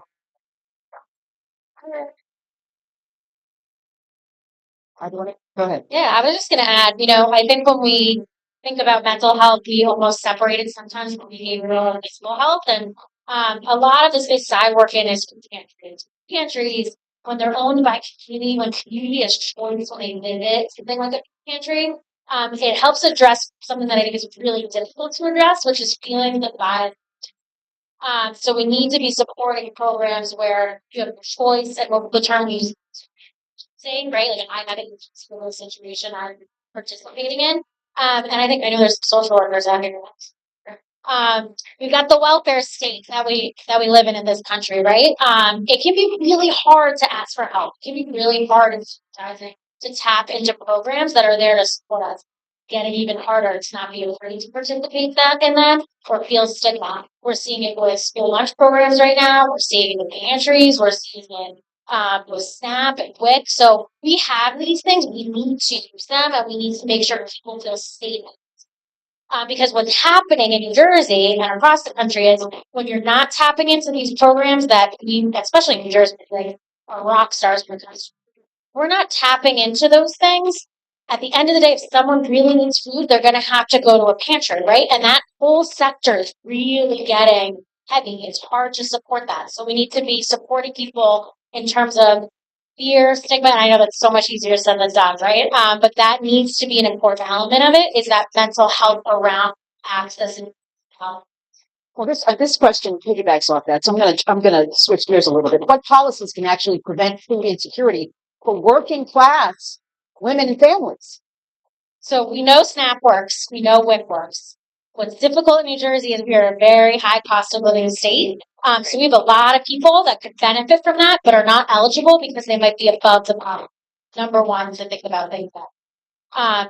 We also know that not everyone who's eligible participates. I call them what I just talked about. We have programs that exist that have. What's the beauty of New Jersey? We're so diverse. So we need to have these things available in different languages. We need to make it easy to read it and understand it and tap in. And the thing that I'm having a lot of conversations about lately is not only do the policies and programs we have to address food security need to address the individual or the family, we need to think about who's creating and making our food. We need to support our farmers. We need to support immigrant farm workers. This summer, we're going to kind of see maybe a difference in the support that a lot of farmers have to harvest the food that we need. We're the garden state, and we ship a lot of our food out of the state when it could benefit a lot of people here. So we need to think about farmland. We need to think about how expensive it is to be a farmer, and making sure that the people producing are healthy, beautiful, various foods are really needed to do that.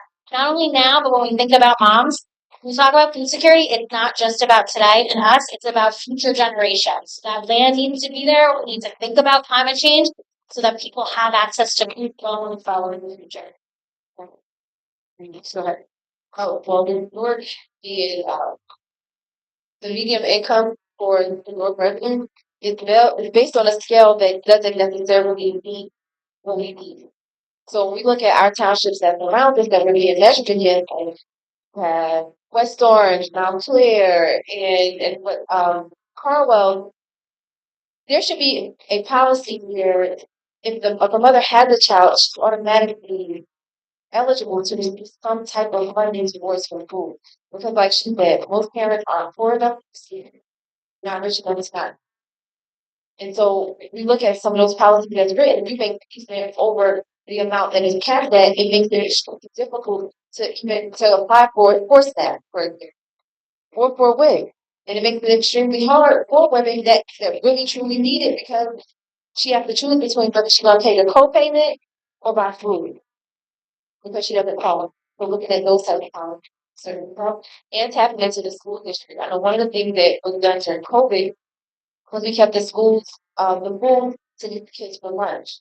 And also, Mayor Baraka had did food distribution throughout the city once a week, and it really helped that we were able to see how large the food gap is and the people that were coming out to this.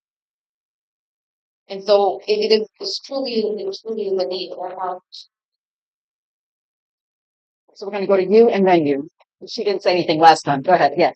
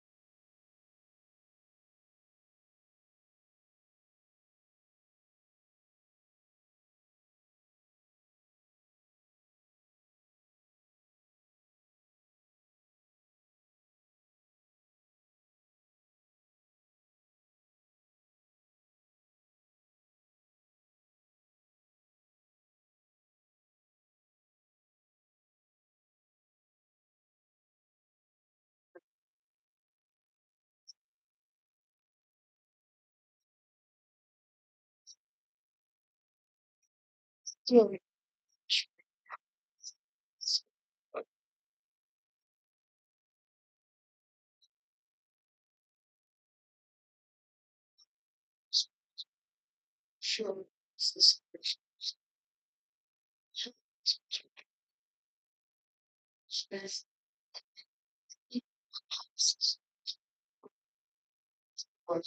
What are children outside? What they're getting from the farms? How they want to treat it.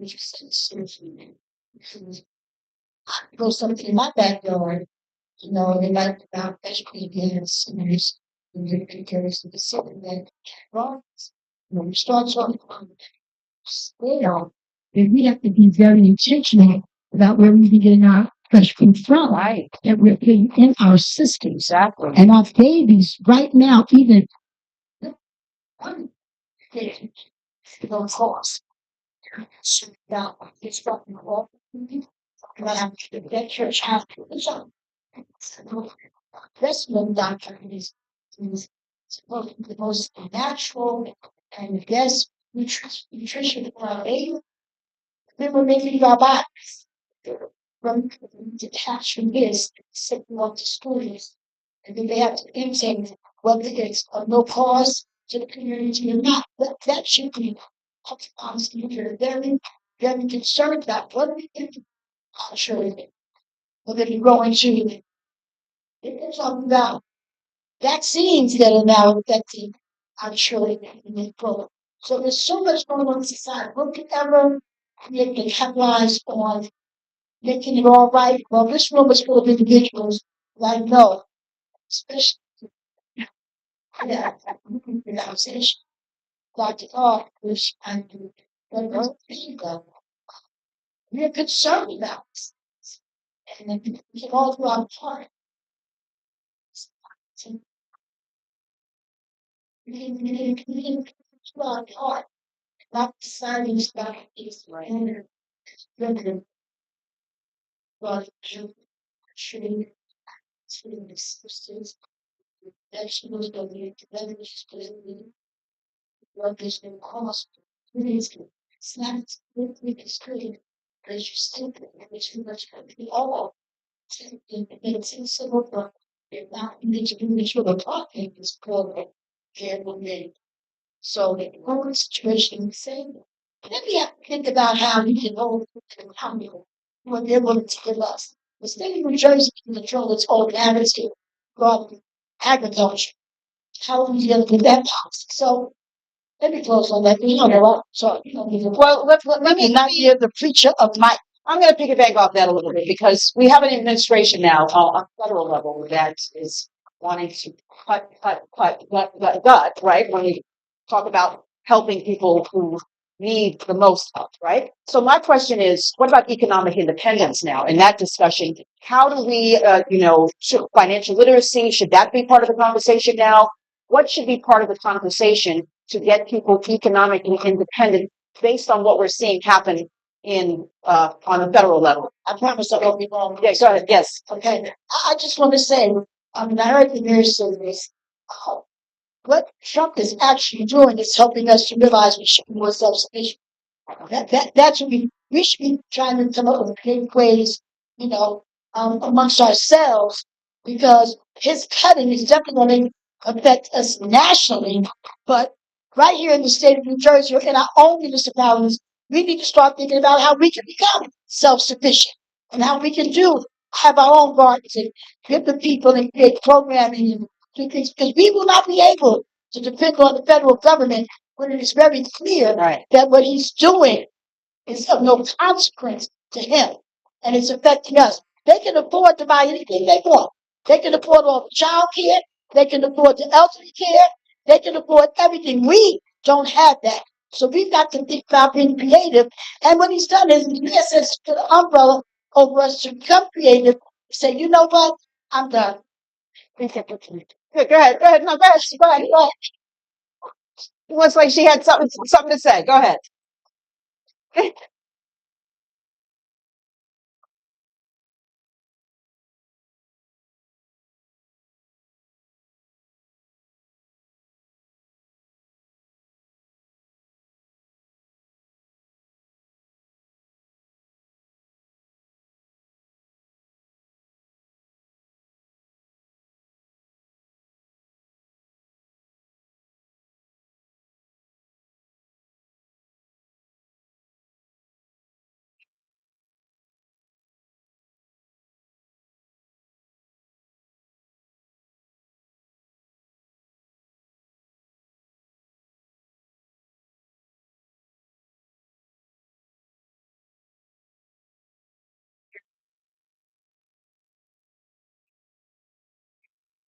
You can't wait for it to happen and then be in the streets. You have to be right. Exactly. There you go. Anyone else like to tackle that? Go ahead. I would most certainly say that if we was already practicing Ujima from Kwanzaa, we would already ahead of the game. Like if this is something that is not a foreign concept. Explain to people what that means who don't know. Is building your black wealth economics together, community building, right? Like understanding like our money together is much stronger. We seen what everybody did with boycott and Tarjay, right? Like we understand like how powerful our dollars is, and then what are we investing it in that case? And so one thing that I worry when we say financial literacy, I can talk to you about budgeting, but I can't talk to a mother who's trying to budget this 322 a month with 2 kids, right? We can't even have that discussion on financial literacy if she can't speak. And so we don't have the luxury because we speak from a place of privilege, like, okay, how am I going to do this mortgage? How am I going to do this? Okay, that's not the same luxury for a young woman who may not even understand the fact that that 322 have to last an entire month for food. And that's the amount that they give if they haven't increased it since 1983 for the welfare system. Right, but the question is economic independence and not depending on that 322. That's the question. If I could build on that for that young lady, for that, yeah, right? Not spending her whole entire 322 at there and then doing. I found the video on YouTube of my great grandmother, no president. She took care of all 13 of her children by the grace of God. But they had group economics in a real way. So they would all put in to get whatever it is that they needed for everybody's household, and it would last them throughout. And so using that strategy today, it would help. You got PJs, Costco's, and this is how we do that. The group resilience for one another. For those that may not have the luxury of saying, okay, we don't get this, that. Or we may not get it anymore. Y'all ain't gonna get it in a little while. No, right. There you go. All right. I was just given 10 minutes. So we're going to open things up to the audience right now. Oh, go ahead. Sure. Yeah. Yeah.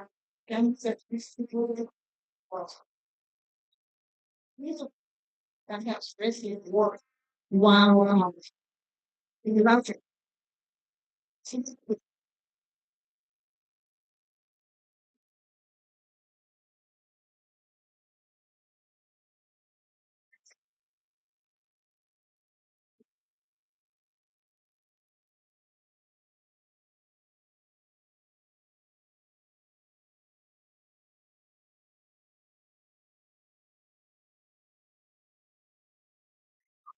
Proper run services that helps us. For example, a single mother will be referred to a facility where they can, if she wants to go to school, somebody can take care of the child for it. Some mental health issues that she wants to take care of. She's also being referred to community partners to help them. So we have like a whole holistic approach to helping people become economically independent. So that information needs to get out there more to the people who need it. You had a question earlier that we weren't able to get to. We need a microphone for her in the red, right? Can you stand up so everyone can see you really quickly? All right. So he's coming to give you the microphone.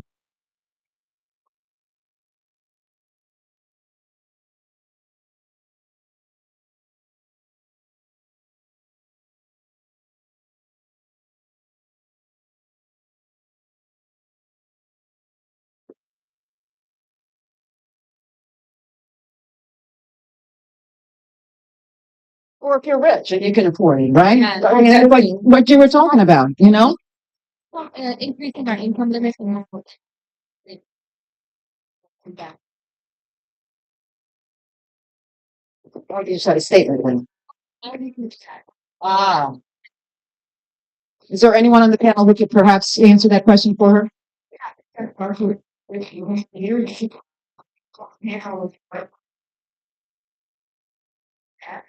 Right.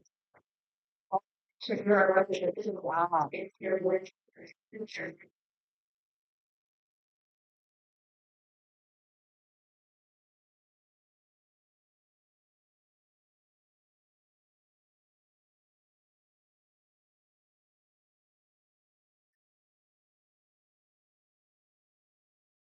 Right, yes. So, what in general, the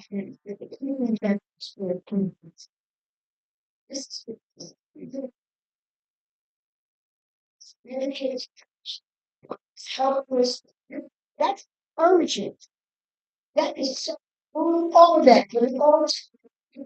So when she said that I understand us in that, and that came up to the issue. We have to listen. She said, so the truth is, you must all the powerful for policies and needs in your community. If there's 50 people in that building, you can urge them all to write and call. When COVID phones rang like crazy, they stopped answering calls for some things. They didn't have the manpower to handle the issue. But you have to rate them what's important. Healthcare is important. What? Let them off. So that's So you're saying flood the representatives, flood them with phone calls and if it's that important to you, yeah. and you're working with them, here's the saying I say to people when they come up with an idea and it's something they think I should do. I say, guess what? It was your idea. I helped you, but you ready to get it done. Well, as they say in the news business, I'm getting a hard rap. So it is time to say goodbye. Thank you guys so much. Thank you. You're amazing. So we're gonna get up on stage and take a quick picture, and then oh, one more question. Okay, one more question. They said, okay.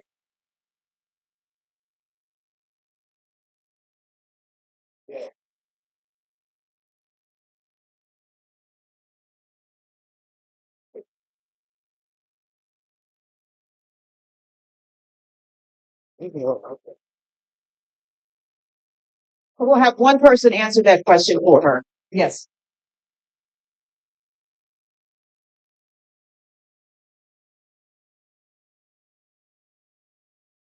Yeah, so that would be a class council question. Councilman, would you hear this? Because I'm not answering the North Housing Authority. Do we have time? Can he answer someone that, give him please? the microphone? Okay, we have 5 minutes. Somebody please give him the microphone. You didn't realize this was going to happen, right? Yeah, but I know protocol and process. Right. There you go. Because she might have to say the question again, but sir. Come on up here. Come on. Okay, I'll hand it to you. I'll hand the mic.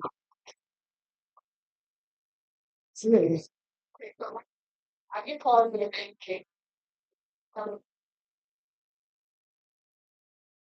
a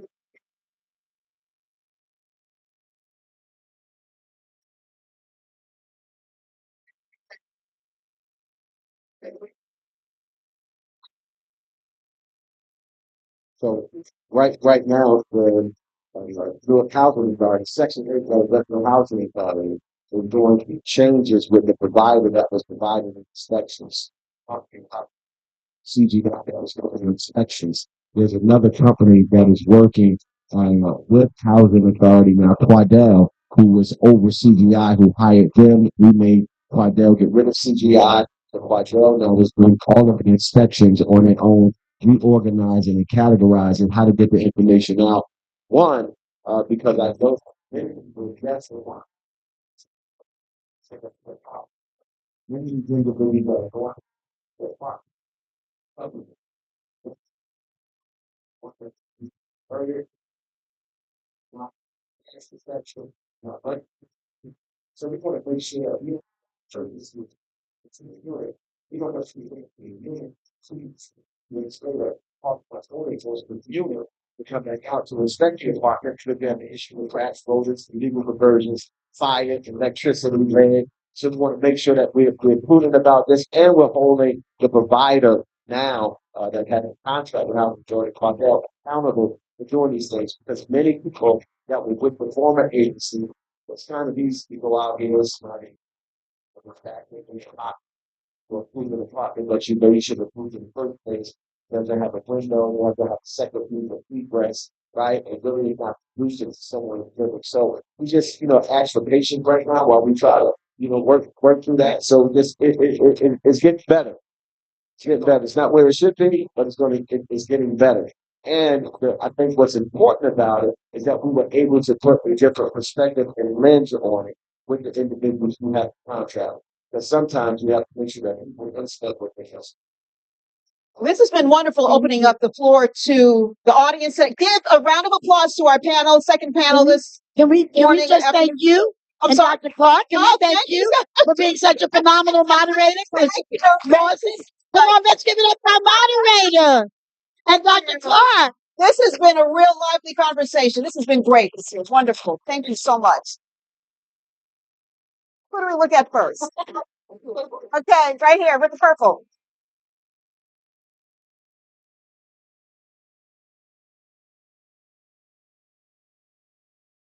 All right, another round of applause. Thank you so much.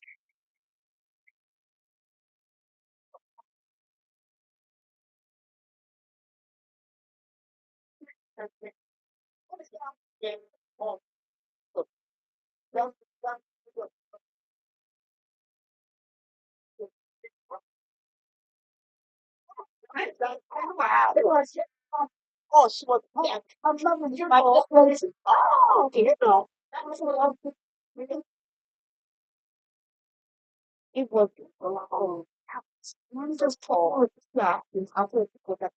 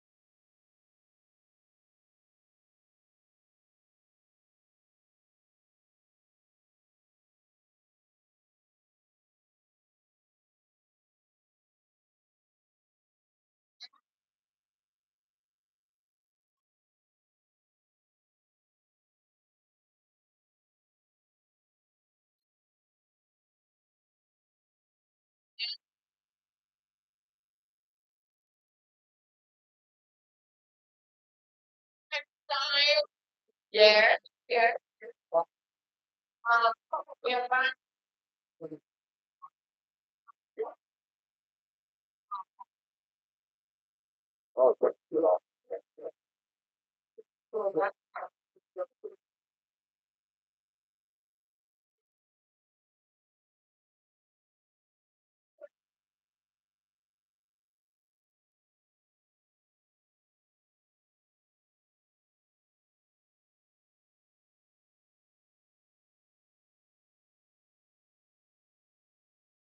Does Gilead, and I think something like the song.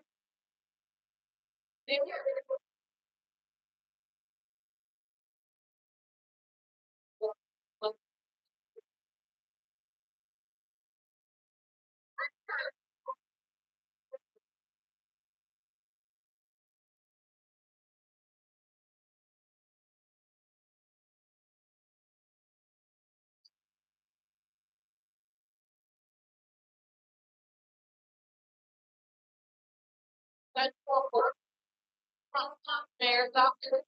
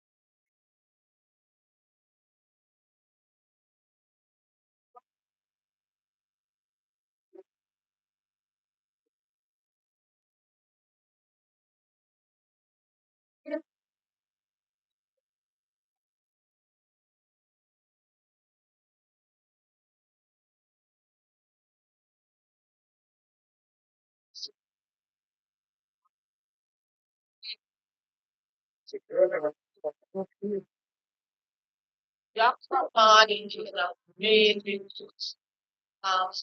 Qualified Israel made and so comes from the work that it creates awesome job. When I go to school for or typical nations, you know that I told you about the national goal and I told you the state goal, because you realize the whole for the national and the state goal, all together to work on something. She's an amazing woman who understands the community. And she knows that our community is diverse and that we have different cultures. And they know they have really uniqueness for what you want to do. And we need to do that to tell them that what they want to do. And so, in understanding all of that, she actually plans for the future program for issues. And so she leads a very, very successful dynamic and very professional writer.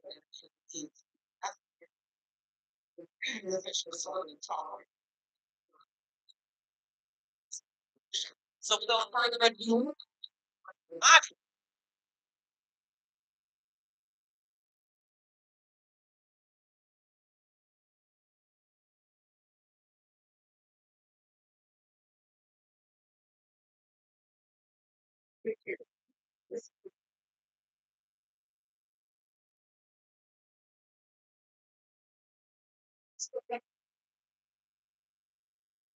let's finish.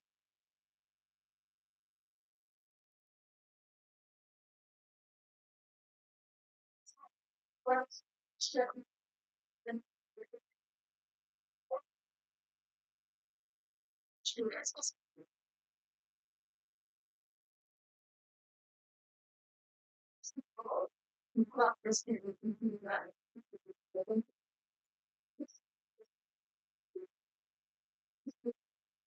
Smart.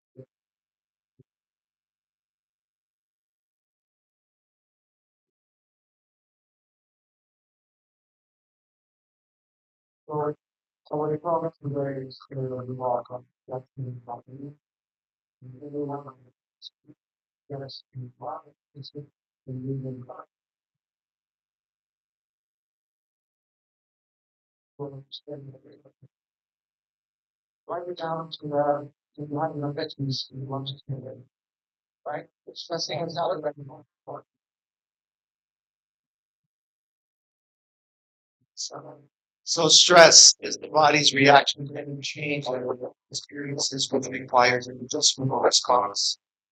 The body reacts to these changes with a process. Like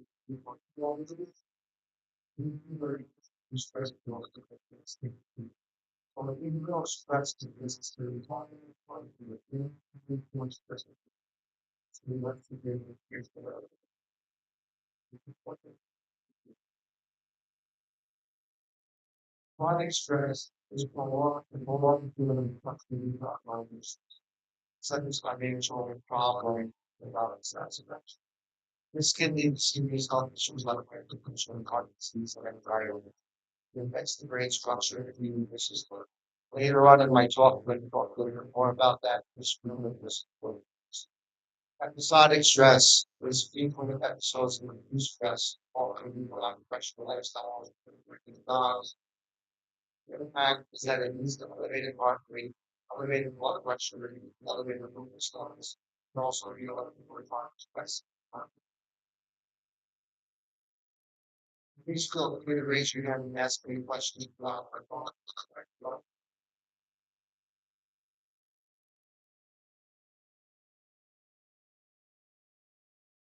How does stress affect the body? Well, stress can keep us up at night. It's called insomnia. Stress can cause a dry mouth, can cause fatigue, can cause a lot of muscle tension. Many of us sometimes we have these muscle pains in our neck, our back. Every once in a while you trigger it. I'm not sure. Like I didn't lift anything heavy. I didn't move it a certain way. Why does this muscle hurt me? Our muscles have memory. When we're stressed out, then the muscle starts to block it. It's tension. We can develop rashes on our body. We can have this lumps here. We can come over it's a part of our experience. The blood pressure will increase, and you can also develop heart palpitations and headaches. So these are all examples of how stress affects our body. I put some basic statistical data up here just to kind of give you an idea of how much stress is in our communities and how much stress is in our lives. 55% of Americans are stressed during the day. Women compared to men, women are stressed 5 times out of 10 compared to men, 4 times out of 10. So women are generally stressed more than men. 81% of women stress about their financial future. I put this slide up here just to review very quickly the industries with the most stressed female workers. Health professionals top of the list. So almost everyone in this room, if you're in the healthcare profession, no matter what, you would probably gonna have a little bit more stress than in that. Legal, social, cultural, related associate professionals, business and administration associate professionals, and sales workers. These are just some examples of the types of jobs out there that give you more stress than usual. Then I tried to narrow it down to the most stressed age group of female workers. And believe it or not, younger female employees aged 18 to 25 are this burnout levels. This is not something you would expect because you think, they're young, they're healthy, they're just getting workforce, but we do see that the highest burnout levels are in this age group. At 16% of 15 to 24-year-old female employees reported the most work committed. These are really, really eye-opening statistics. So just because somebody's right out of college and healthy and doing everything they're supposed to do doesn't mean they don't get stressed. And they don't work. I'm gonna dovetail into anxiety, stress. What is anxiety? Anxiety disorder is a mental health condition marked by persistent and excessive worry or fear that disrupts daily life. Unlike normal stress responses, it involves chronic feelings of threat and apprehension. Anxiety disorders are the most common mental health conditions affecting nearly 30% of adults at some point in their lives. What are some symptoms of anxiety? Panic attacks, restlessness, fear and uneasiness, rapid heartbeat, shortness of breath, muscle tension, and sleep disturbances. And if anybody has ever seen somebody who has had an anxiety attack, or if you have ever experienced an anxiety attack yourself, you feel like you die sometimes. You cannot catch your breath, can't take a deep breath. Your heart starts racing, you feel like it's gonna bust out of your chest. I mean, these symptoms are real, but they are anxiety.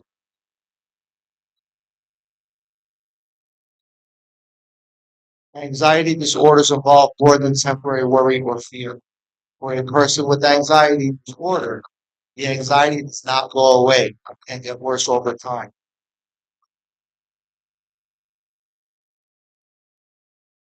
What are some common causes of anxiety in women? Relationship stressors, toxic relationships, difficulty setting boundaries. There are some women, probably in this audience as I speak, that have difficulty setting boundaries with their spouse, boundaries with their children. Uh, you know, there are toxic relationships, where a woman could be abused either mentally or physically. All of these things cause anxiety. Sometimes anxiety is caused by personal safety concerns. Anxiety could be caused by financial insecurity. Remember that slide I had before? 81% of women are concerned about their finances and stress. There's a lot of health concerns. Body image issues is a huge. Uh, Everybody wants to have a perfect body. Perfect face. There's some women that are getting old, concerned because the bodies have some younger women. Like, all of these things, they cause stress and anxiety, role overload. And this is a big one as well, juggling multiple responsibilities. How many women in this room are a wife, a mother, sister, a caretaker, a shopper, a workaholic trying to make a living. I mean, all of the above, right? How many of you can fit those boxes? No, almost everyone in this room. Myself, I've been blessed. I have a wonderful wife, and I have young boys at home. And I get up in the morning, and what do I worry about? Getting to work on time, doing my job, getting paycheck for my call. That's pretty much what I worry about. I mean, aside from the health and wellness of my family. But I don't have to worry about all of the other things, because a lot of those things take care of me. And I don't take that for granted. I know how hard it is to be all of that going. But I do understand, with many of the sort of these audience, you don't have that luxury because you have so many hats that you have to wear. Life experiences. There's if there's a patient who has a trauma or abuse in their lives, that causes anxiety. Also, discrimination and inequality. How many times do we just go to the store or we go to a public place and you feel like you're discriminated against because of the color of your skin? Because you might have, some body art or tattoos, or you might be, there's something about you that's different than the people around. That itself causes anxiety, and it's unfortunate, But if we support each other, in our lives, and kind of pay it forward, we can try to prevent some of these things happening. But there is a lot of anxiety around life experiences. There's a lot of biological differences that cause anxiety. There's also societal pressures, unrealistic needs. We all know it. Work-life balance expectations. Everybody wants a good work-life balance, but for some reason, we never find that right balance. We always work too much. We don't have enough of that balance. There's also gender role stereotypes. And then we get finally to hormonal factors, which are menstrual cycle fluctuations, pregnancy, and menopause. Um, those, look at those things a little later on in the talk. These are all common causes of anxiety. We talked about almost all of these, but I thought I would put the slide up because it's easy to read and it kind of gives you a picture of what anxiety disorder symptoms are. You have worrying, you have excessive worry, fatigue, restlessness, difficulty sleeping, irritability, impaired concentration. I'm making this audience have brain clog from time to time where you just can't seem to get it together. My microphone working.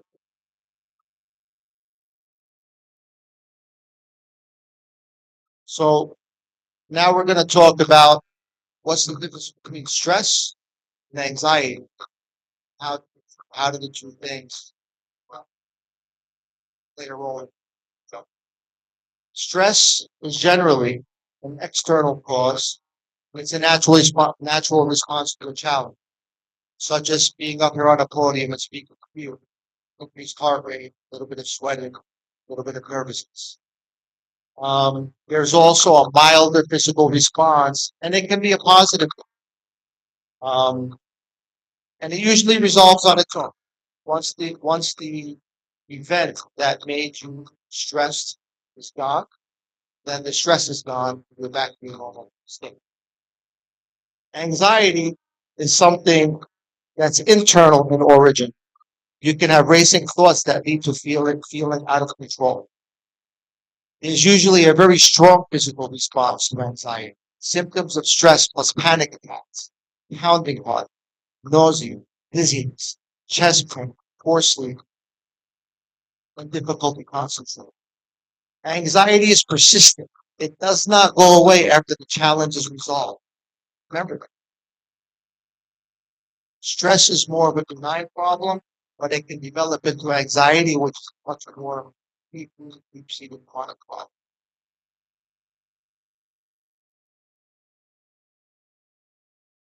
So this slide depicts stress and anxiety and where the two may overlap. So with stress, you could be moody, you could be irritable, or you could even feel angry. It does involve feelings of loneliness sometimes. You can be dizzy, you can have nausea, You can have anxious thoughts. You could have general unhappiness. You can have a feeling of being overwhelmed. This is a short form. Okay? With anxiety, the restlessness is more long term. You have increased tenseness, much more sweating, much more nervousness, and a feeling of unease or dread. Where are they very similar? You have an increase in heartbeat, you breathe a little bit faster, and you can have some GI upset with called stress anxiety.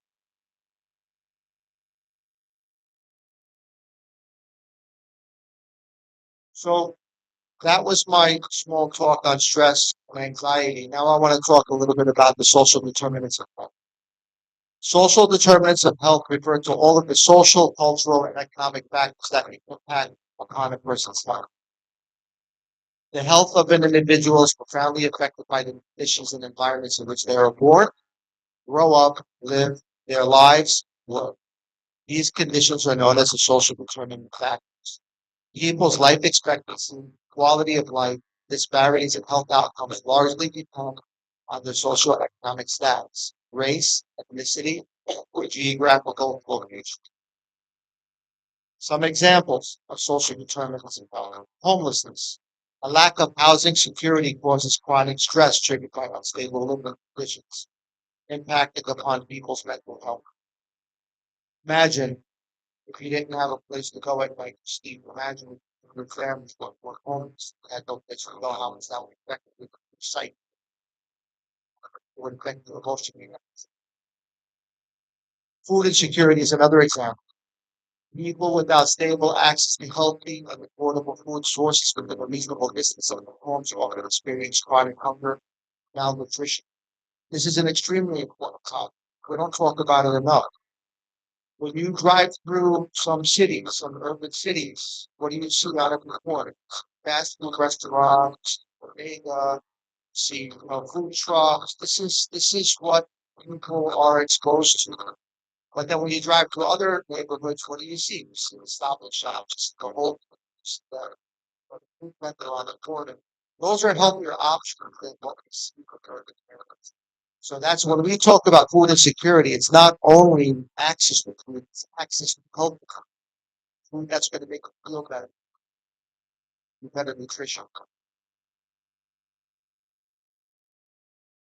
This slide also depicts some of the social determinants of health in a different way, whether it's about the environment, neighborhood we live in, education that we're exposed to, our socioeconomic status, healthcare we can receive, how accessible is that healthcare, support networks that we have, and employment opportunities. So when you look at economic stability, we look at employment, our income, our daily expenses, how much debt do we carry, our medical bills, what support do we? These are the kind of things we look about when we talk about economic stability. Neighborhood and physical environment. We look at housing, transportation, safe parks. Do you live in an area where there's a place where you can go with your family, enjoy the fresh air? Or are you surrounded by, dozens and dozens of high rises and buildings, smog and smoke? That's why there's a big push for green areas around where we live. In some congested neighborhoods where there's a park to put rooftop parks and rooftop facilities. Also playgrounds and walkability. Is it safe to walk around the neighborhood? There are some neighborhoods that it's not safe to walk. We have to live there because it's the only place we can afford all the place. No, but there are a lot of neighborhoods and a lot of streets that you wouldn't feel safe walking. And then when we look at education, literacy is a big problem. Language, early childhood education, vocational training, higher education. There's a lot of people around us that English is not their primary language, like their first language. Might speak better in Spanish, might speak better in French. Do we provide opportunity for our patients, our that live around us to communicate with us the best way possible? And sometimes those opportunities are not there, and it causes a lot of stress and anxiety.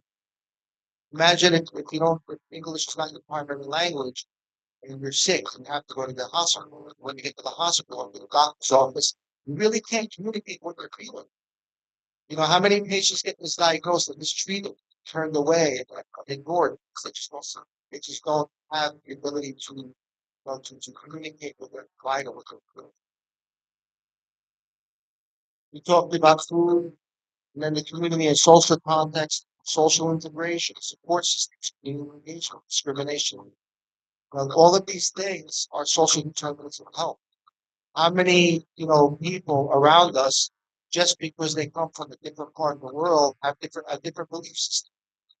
You know, there are some cultures in the world where dating is not allowed. There are some cultures in the world where the woman is not allowed to go out on a job, not allowed to have, not allowed to do certain things. You have to be sensitive to those issues. You can't just say, "Well, that's crazy." You know, that's not the right way. That's not how I was raised. How we were raised and how someone else were raised, they just have to be sensitive to those. Then the healthcare system. A lot of patients have stress and anxiety over just their coverage, healthcare coverage. Well, do they have coverage for certain things? Do they have a big copay, a big deductible? There are a lot of things that are, it's a very complex issue, but, you know, provider availability.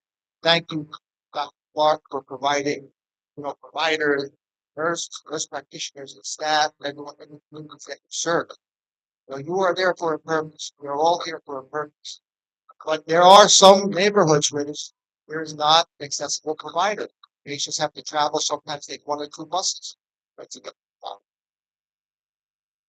Obviously, we talked about the language, we talked about the culture, and then there's the quality of it. You know, patients, sometimes they go to a clinic or go to a hospital, and the care that they get, it's not high quality care.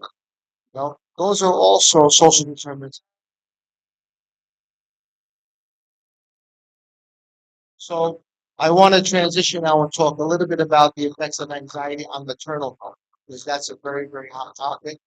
And it's important to understand that anxiety, stress and anxiety can affect a pregnant mom and affect her unborn child.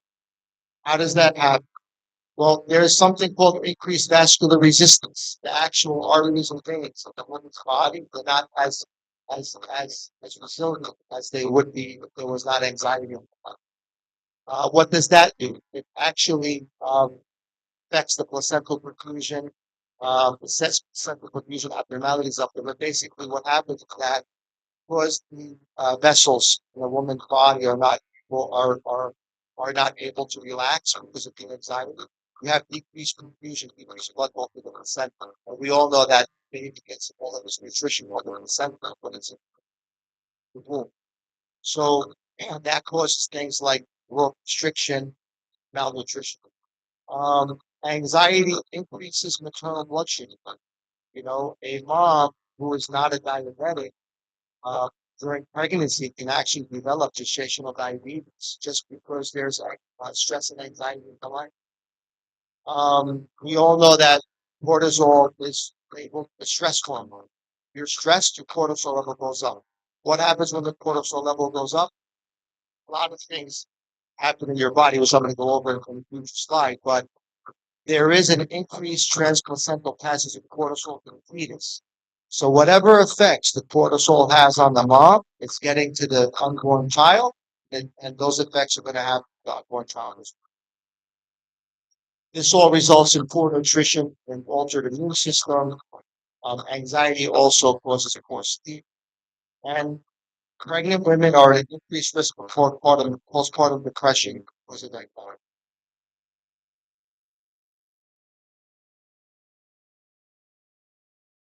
This slide here just depicts that when the mom is stressed or has anxiety or any type of mental illness, the cortisol levels are increased. Cortisol levels in turn go through the placenta. They affect the baby. Correct?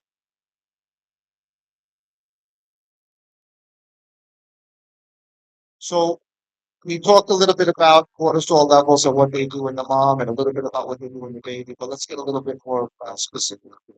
You have impaired placental function. There is an increase in the inflammatory response in both the mom and the baby. And there's a disruption in the maternal sleep pattern, sleep cycle, and in the maternal appetite, which causes further anxiety.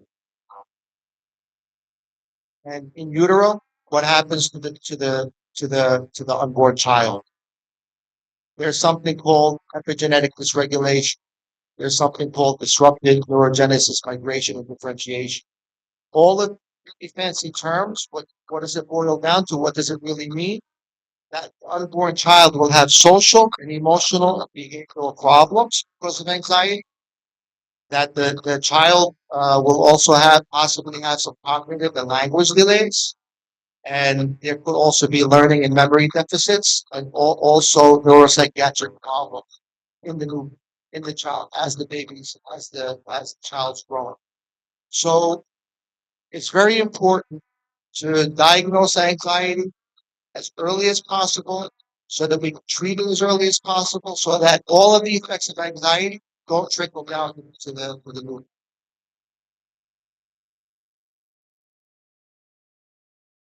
So is an increase in stress a reason for fertility? How many in the room think that stress affects fertility? Good. If we big show of hands. Stress definitely affects fertility in a big way.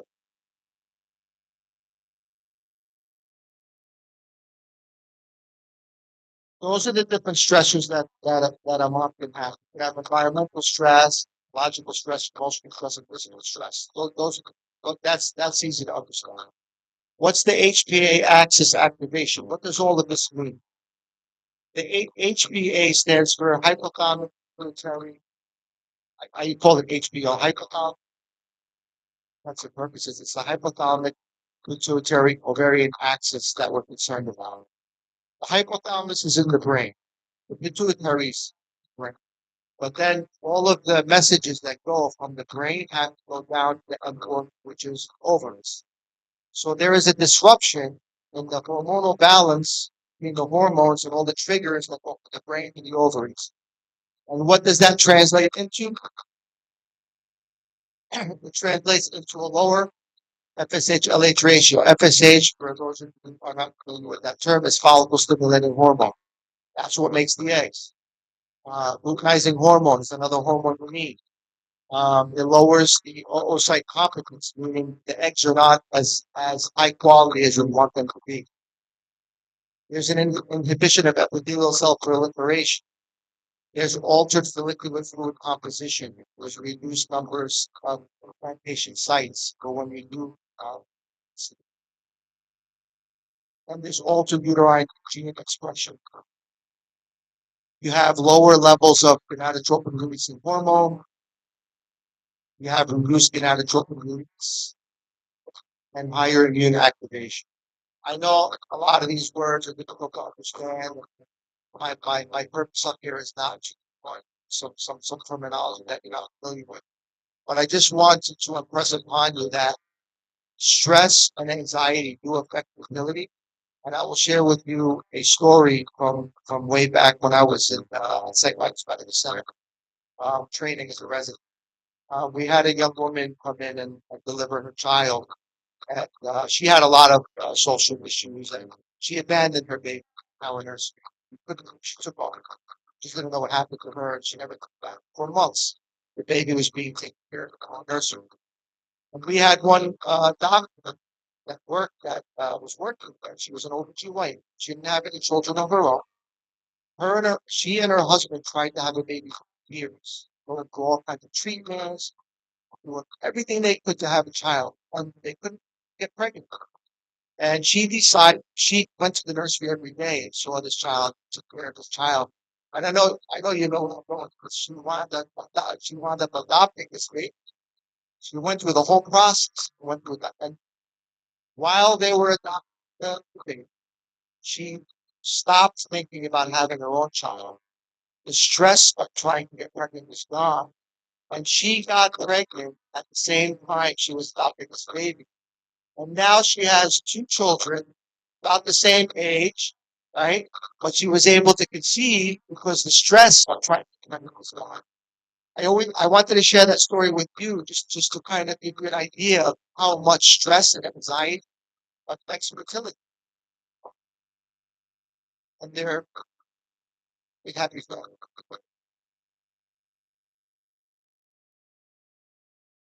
So stress increases the cortisol level and it affects the thyroid stimulating hormone, the thyroid hormone. Constant stress decreases thyroid hormone production. Thyroid hormone production moves back to the brain and third disrupts all of the hormones that are involved with the thyroid. The most active thyroid hormone, T3, is decreased, leading to lower thyroid function. And for those of you who don't know, when you have thyroid dysfunction, almost everything in the body is affected. Your heart rate, weight loss, weight gain, body's temperature, your temperament, almost it's like a biological clock of the body. That's what the thyroid is. And once it's interrupted or affected, it affects almost everything else.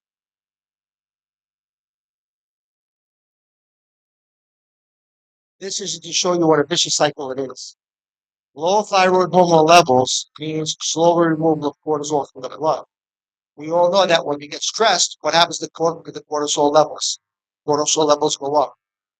What in the body naturally decreases cortisol levels? It's the thyroid. But if a high cortisol and stress is causing the cortisol level to go up, and the cortisol is affecting the thyroid, and the thyroid's not functioning properly, and you have less thyroid hormone, you have less of that thyroid hormone in your body trying to get rid of the cortisol, so it's just a vicious cycle.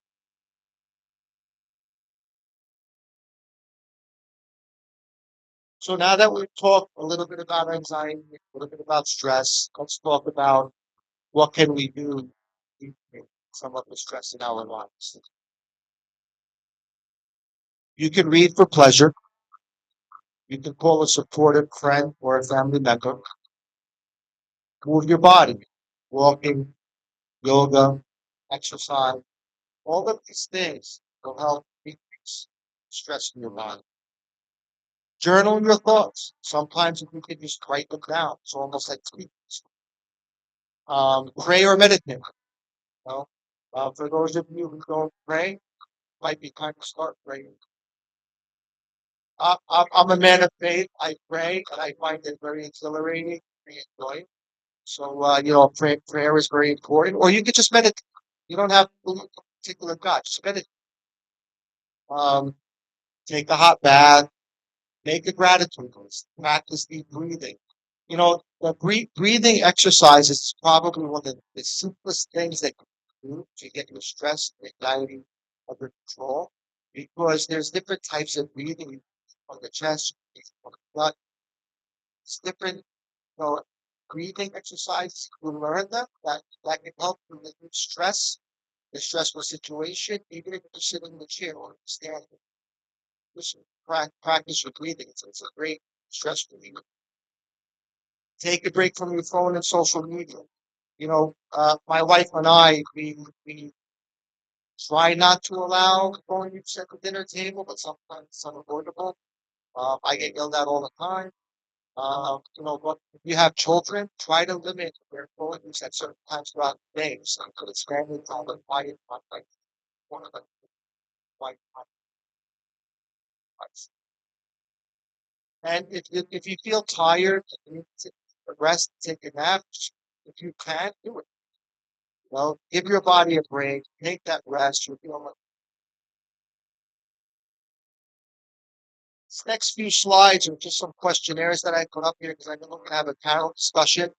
But at your office visit, do not be surprised if you're asked to fill out a questionnaire to gauge your stress level, your anxiety, and your mental health. One thing I will say is answer it honestly. Do not be afraid to answer these questionnaires honestly because the more honest you can answer them, the more resources help you look at. Here's some examples of some of the questions. Do you feel nervous or anxious? You have a trouble stopping or control worrying? You have trouble relaxing? This is the DAS questionnaire. There's a bunch of questions on here that and I'll just read a couple of them. I felt sad and depressed. I mean, who in here has never done so? Everybody feels chance to press the clients, but we should answer these questions honestly because that'll give the provider an opportunity to have a discussion about it. So, this is called the Hamilton rating scale. And again, almost all the same type of questions. This one specifically asks, do you have palpitations, chest pain, throbbing of the vessels or tachycardia, increased heart rate? It asks about your respiratory symptoms. It asks about GI symptoms. These are all questionnaires that you really get them like the doctor physical should answer them honestly. Research shows that when women feel supported, their stress levels actually drop. Heart rate, anxiety, and even cortisol are lower across the board if you have support.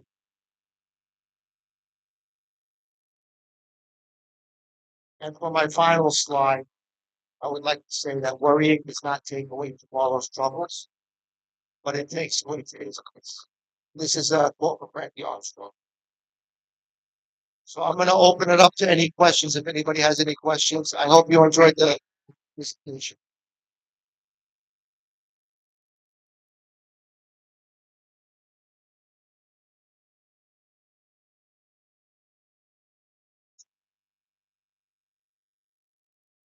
Okay, so let's give another round of applause to Dr. Swigert. Thank you so much for that.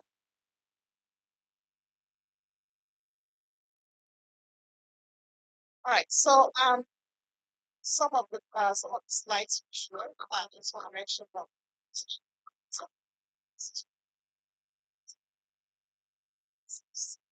So I think a lot of have to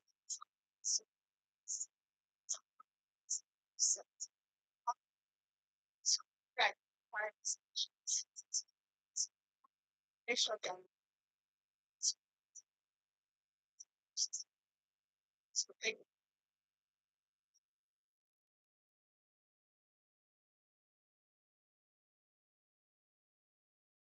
right. So we have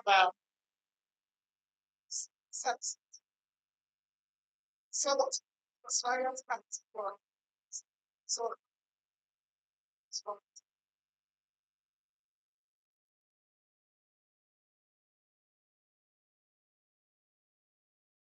so so our next presenter is here. Dr. Patrick Anderson, and that is the board certified pharmacologist with 30 years of experience providing compassionate expert care for critical and vulnerable persons. The graduates of workers in just medical school, Dr. Anderson completed his residency and fellowship in Montreal Center, when he developed a strong commitment to serving diverse patient populations, specializes in treatment of cervical cancers, strong from surgical expertise, bedside medication to patient center. Anderson is affiliated with Johnson. We work with 12 at the center and continues to serve patients in the world, South Range. It's also a respected mentor and authoritative on health. A round of applause.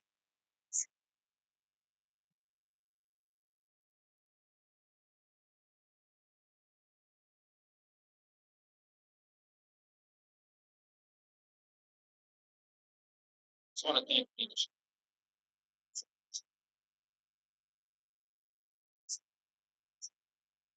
You got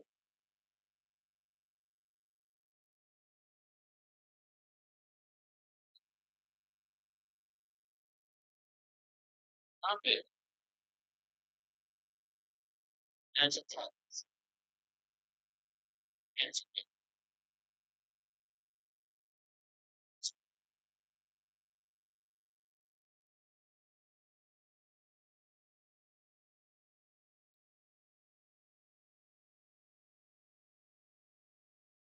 Conversation.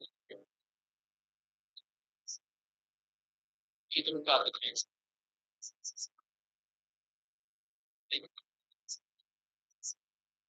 This community is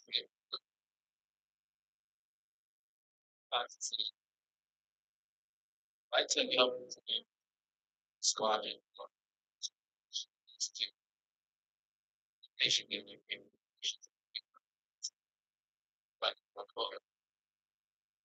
financial toxicity, you can often take it from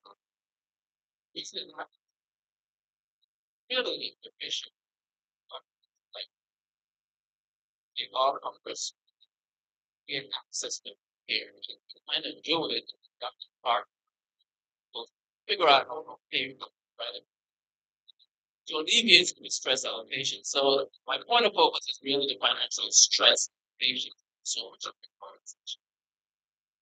Here's the problem. Stress and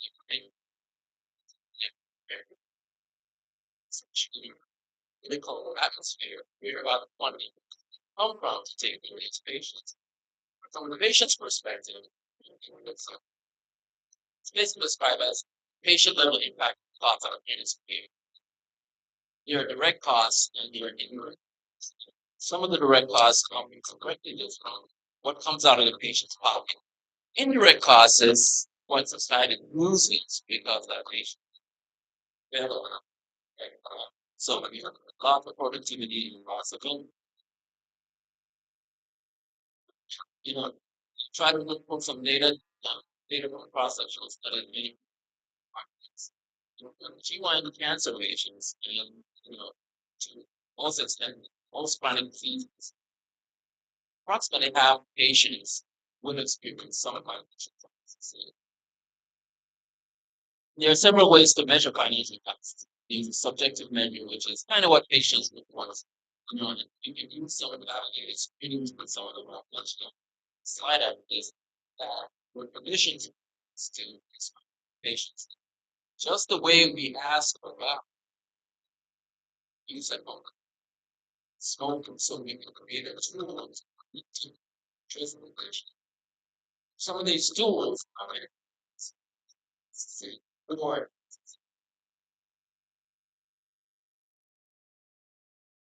so some of the subjective methods like what patients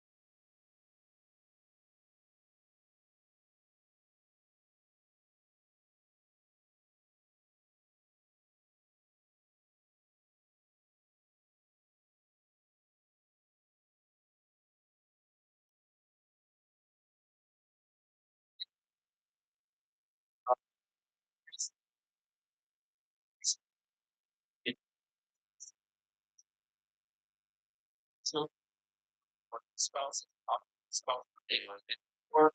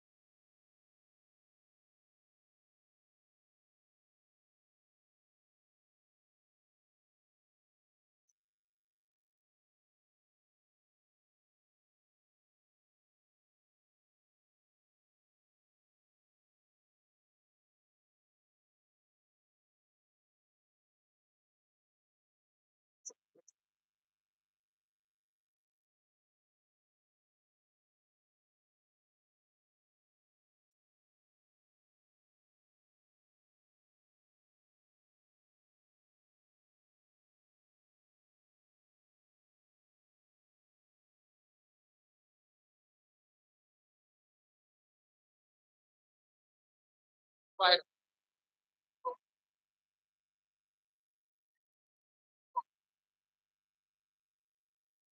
But prevention.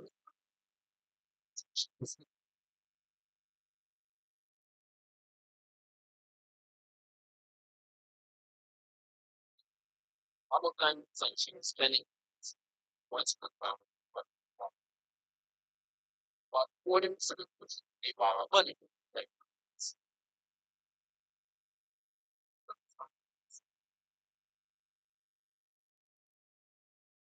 so some of the consequences persist after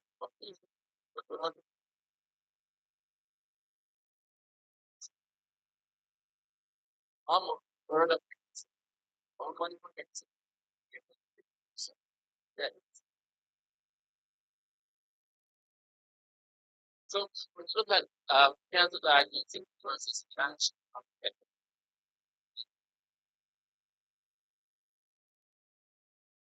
Why would that?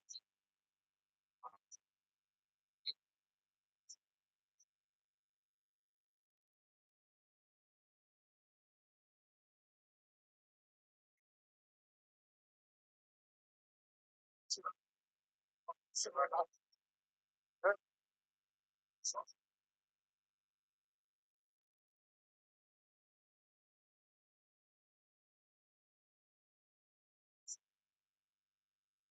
for the proper possession, so that's someone heard.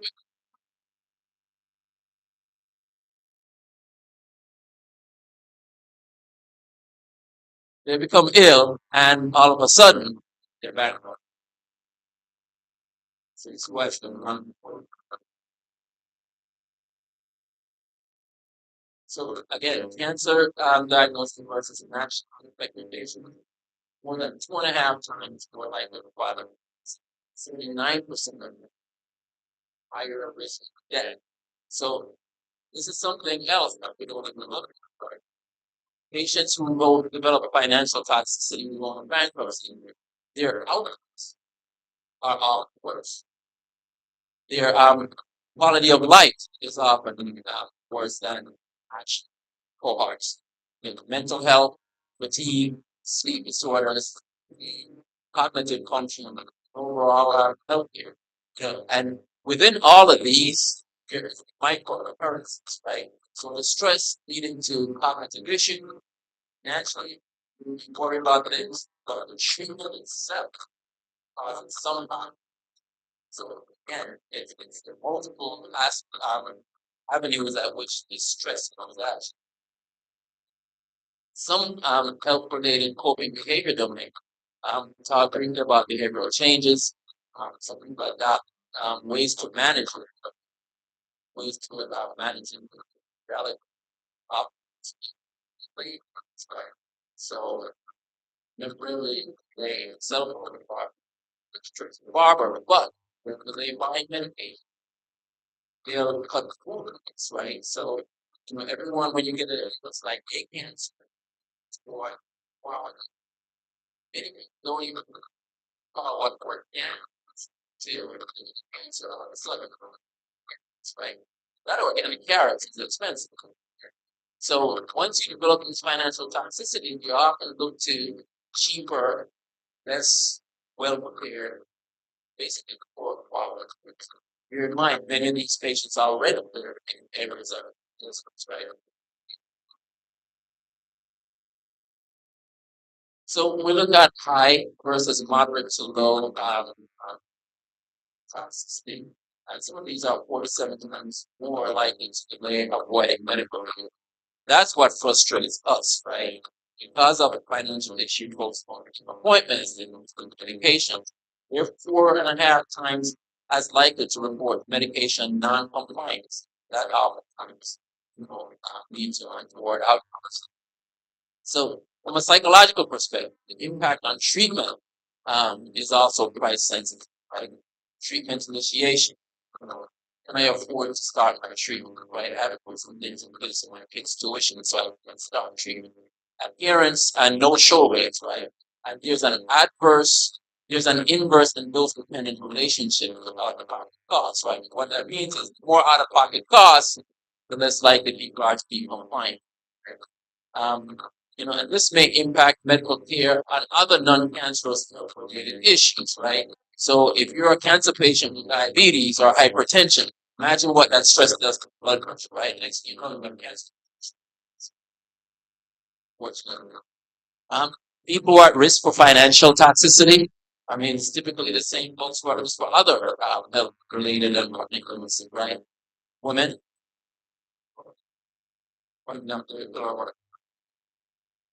younger age, non-white race, and further away from the trees, right? So as we try to build a system, it becomes more important for us satellite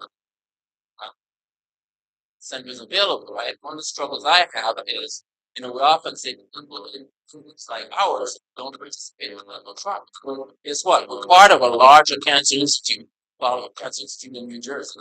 Many of your clinical trials are not only local. So you take a patient from Newark, the peer rates are red, drive down to New Brunswick, clinical trial. So now the endeavor is to try and get Cancer Institute in New Jersey.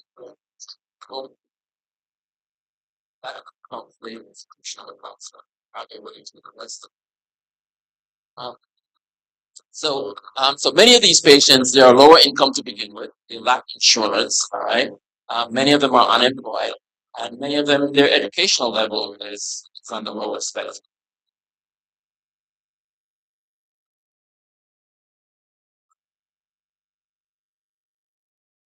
So a study looking at 240 patients, GYN cancer patients, assessing moderate versus severe financial toxicity, using the cost tool, again, identify the same risk factors as mentioned on the previous slides. So, we don't put these out pointers out there just because it's a thought. Many of these issues have been evaluated. And then with the financial concerns, on top of the illness, then there are productivity concerns, right? And people with employment, there are employment concerns, source of income, right? Are they being productive? If we get measured by how much our things generate. Imagine if you break your hand, becomes a struggle. You worry about healthcare costs. All of these are linked to financial toxicity. Employment, other employment concerns, some of this can lead to unemployment, right? And this serves as a driver for the issue we're discussing. There are adverse long-term outcomes of these cancer. Only 50% of cancer survivors report working, right? Oftentimes, there are disabilities that are developed as a result of one of which I mentioned, right? I will take for granted cognitive loss, but human nature is, I mean, like my mom when she was in the memory, you walk around her house and there's sticky things all over the place. Find a ways to deal with it, right? So yes, the disability that comes with the treatment leads to the inability to make work. So the loss of productivity among cancer patients in the United States is approximately 10 to 16 billion dollars per year. What it is, you look at patients who are working full time.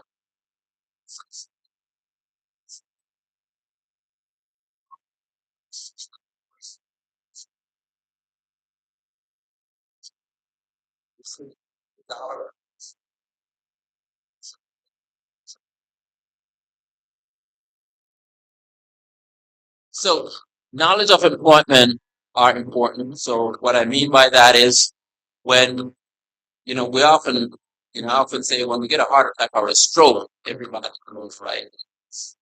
We don't do that. But all of a sudden you get diagnosed with cancer, nobody knows. It's just backwards kind of. So your employer needs to know what the issues are. And this would allow them to proactively incorporate some measure changes in part of the discussion, right? And some of that will impact the cancer, the diagnosis, the treatment, but not just the patient, but also the caregiver. We often not pay attention to the caregiver. And it's not just the patient again, but both patient and caregiver's ability to work.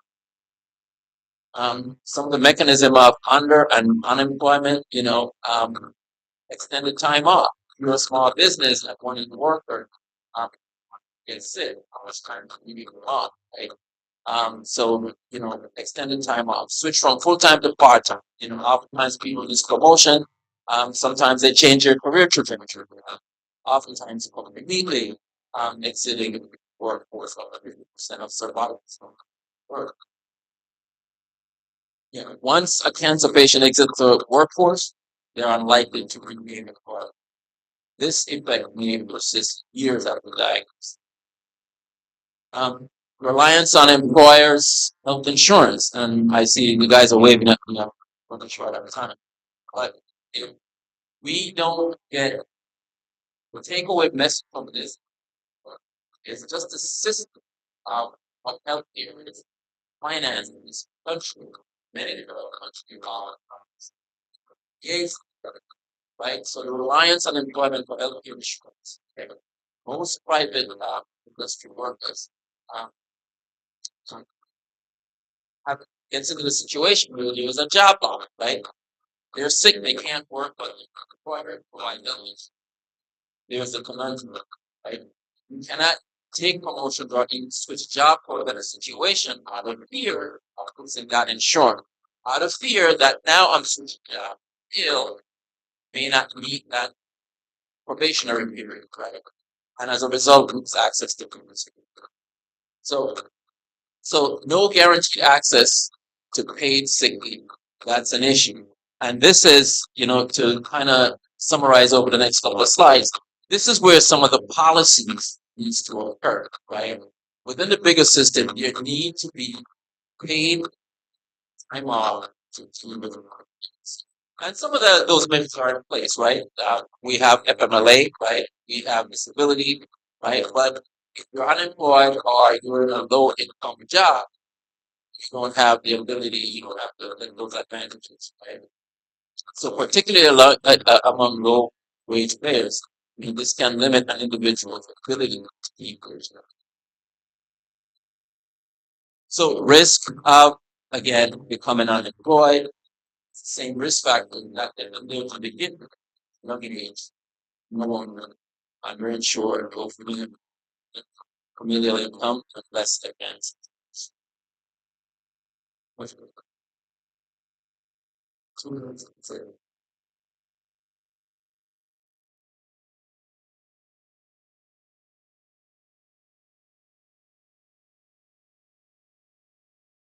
So this is a study that looked at GYN cancer patients. 16% of these patients survived, did not return to work. This GYN cancer patients, right? And this is from SEER data. And it's estimated that over 100,000 individuals in the states develop new plastic cancers per year, and more than half of them are among working. So these are individuals under 65. So imagine almost a fifth of that workforce doesn't go back.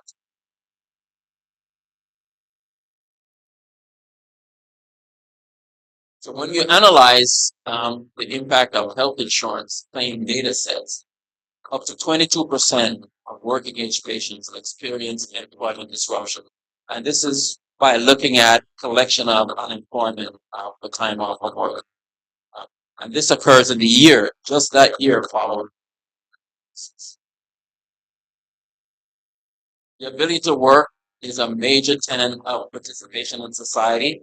And this is where not just illness, problem with your psyche, but the fact that how you feel like illness creates a lot. So everyone needs to have a purpose in life.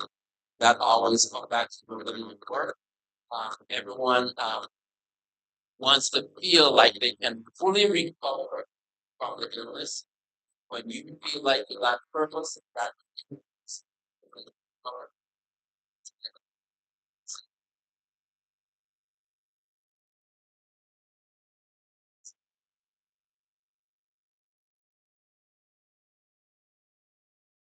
Thank you so much, Dr. Nancy. A round of applause for the claps, please.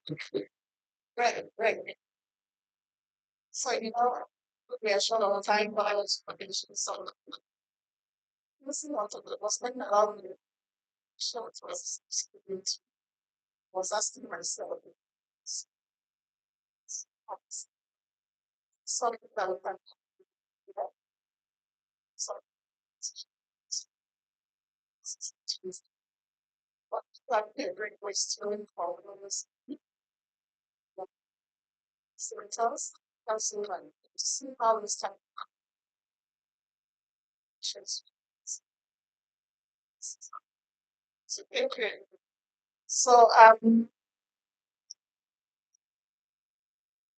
so without further ado, I would like to call on the next on the list, Dr. Latin Rose.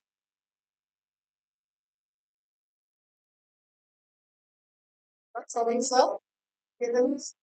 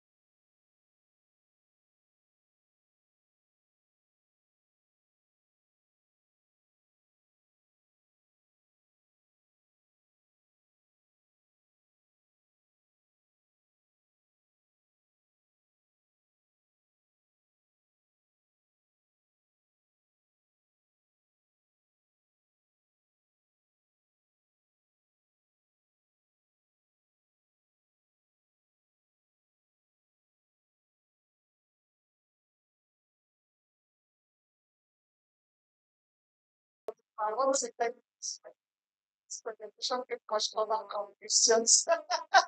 But I'm sure that I guess you'll have some questions. Let's start off. What we start. So I know some of the experiences that we have happened. So my experience, some things that we have uh, or take care of patients and associated barriers to get involved. So, but we do have other experiences in there.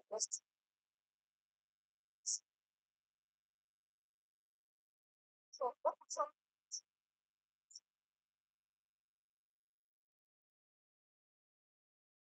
productive organic pollution? Okay, what are those? You want- Yeah, sorry, yeah. Eh, so the question here is, we have a couple of screening tools out there, to assess chronic stress and mental health patients. What are some of those tools or practices that you use to identify your patients with chronic illnesses, mental health?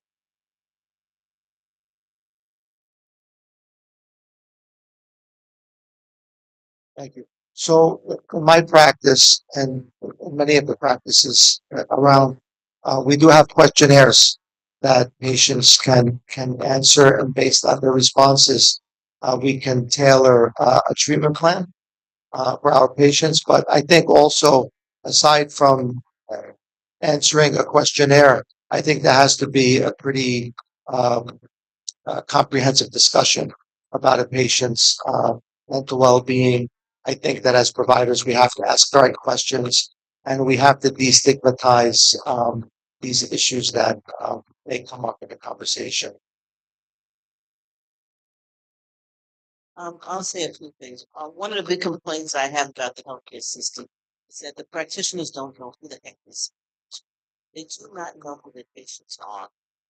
Part of it has to do with the fact that one, there's 16 business supposed to know patients. But if you actually know the patients who come back to you year after year after year, these tools are actually a nice little adjunct. You already know the depressed, whose kids are in prison, who's got, food insecurity. You already have those kind of relationships. So the system inherently is a problem, because it does not actually do actually the fault.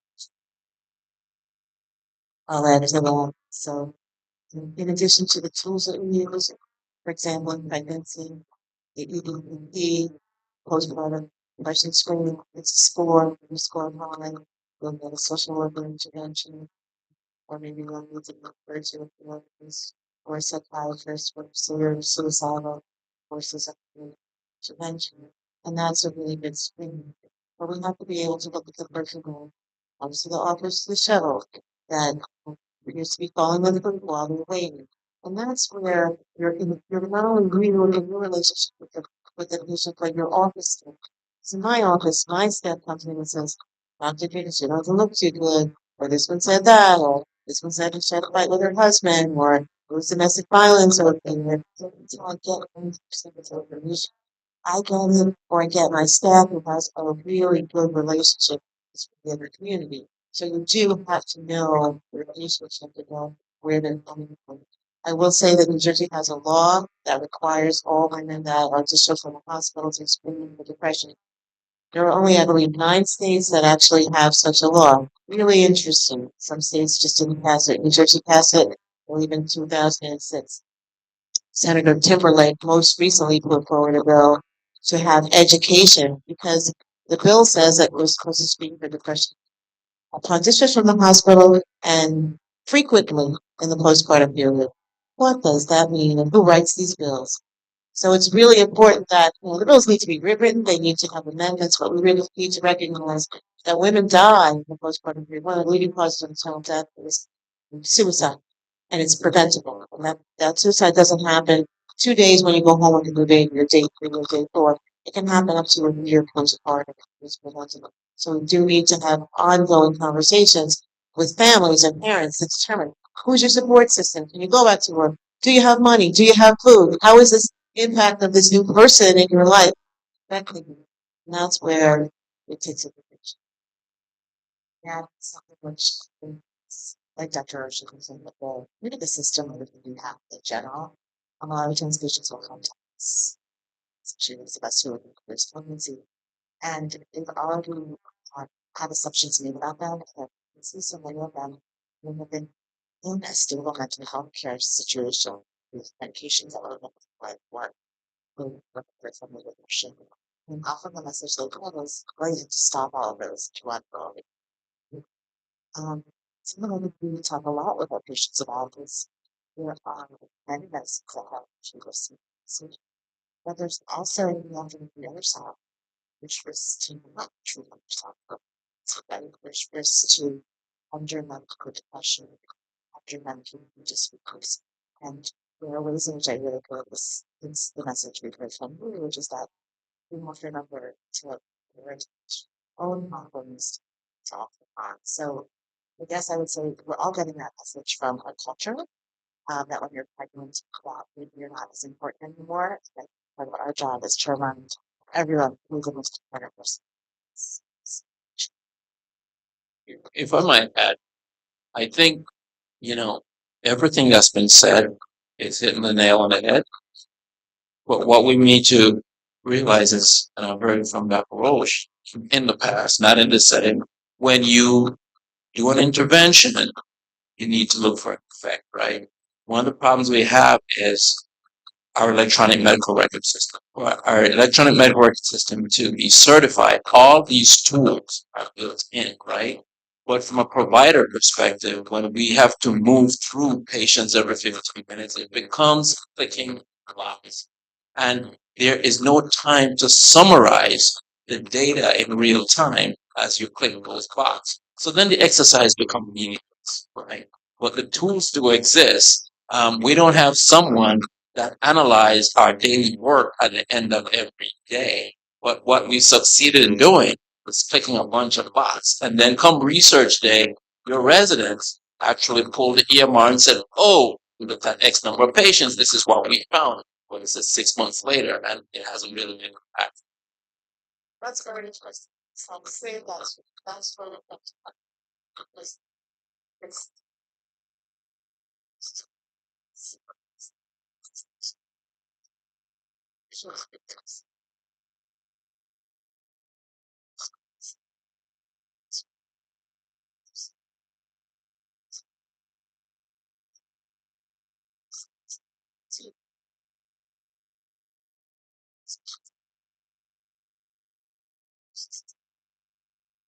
so for something that one could sort of get specific experiences. So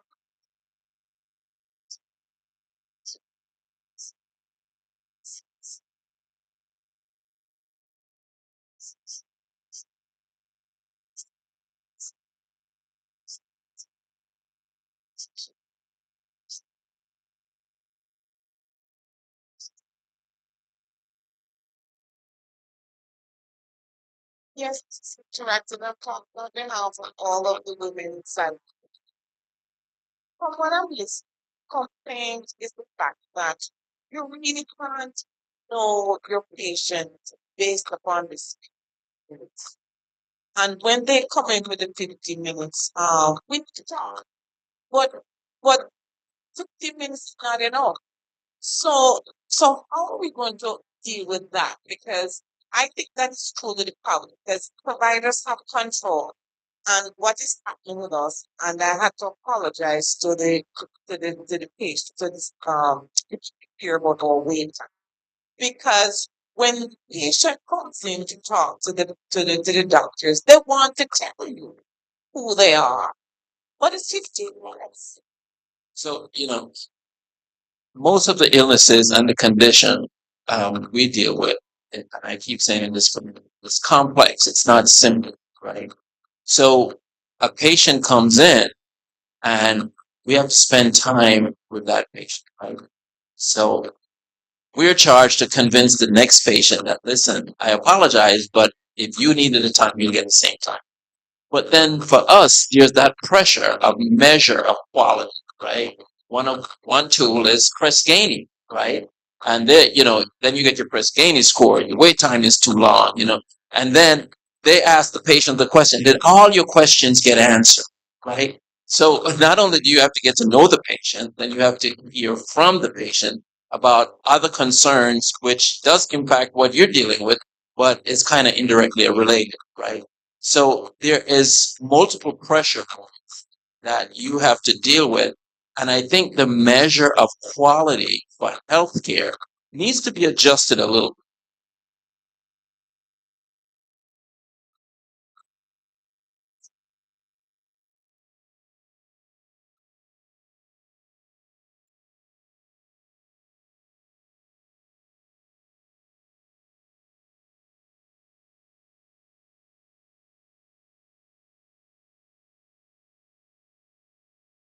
The way I look at it is progress, not perfection, right? And eventually we'll get close, right?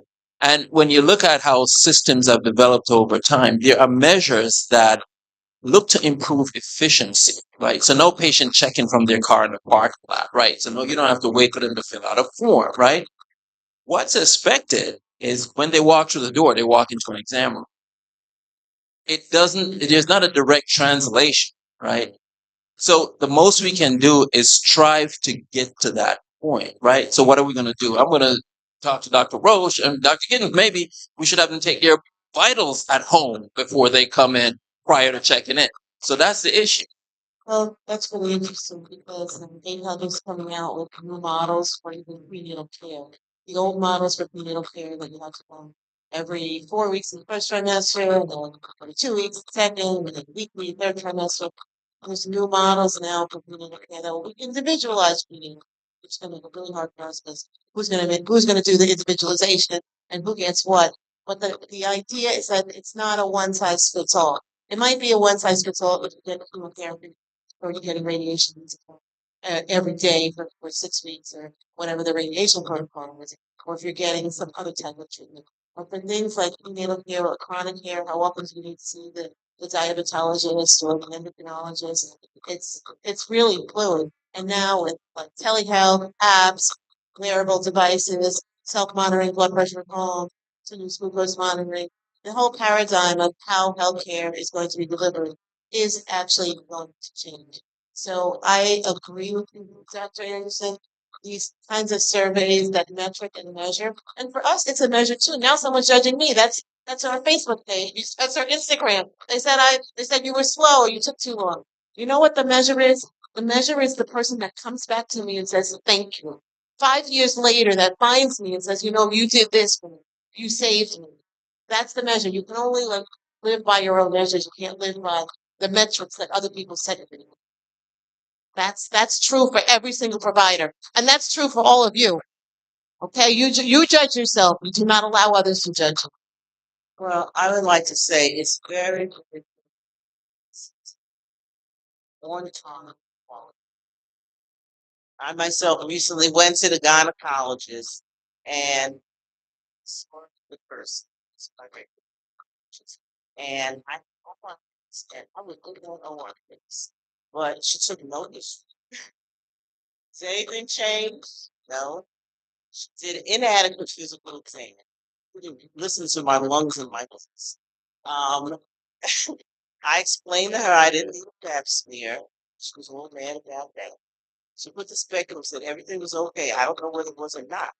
And I told her I need a rectal exam. You know, I'm old. Put your finger in my rectum, but she never did. So I had to go home, put my own finger in my own rectum, look for my own vulva with a mirror. But I was on time. Okay? I was on time. All right?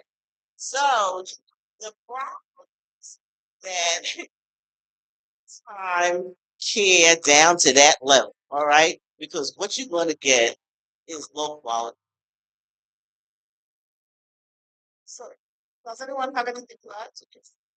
I think that was interesting. I know. That's okay. So what can you do? You can be like Dr. Roche and recognize when you're getting low quality care. But you know what I do? I wait and see if the person's talking to me. Are they sitting down? Are they typing while they're talking? Do they look me in the eye? Look face to face? Because what I do is I sit down and I look my patients face to face. Sometimes I get on my knees if I have to, just to feel their legs or do what I need to do. So you think you're gonna fall? I say, no, I've done great. I'm not gonna fall. But that's what you do. And when someone comes in, when they send a ancillary person in and they start doing, I stop and say, excuse me, may you introduce yourself? So I look at the quality, like the friendliness of the entire environment, and then I demand that I receive it, or else you won't. Thank you so much. Thank you. So let's next question. So so,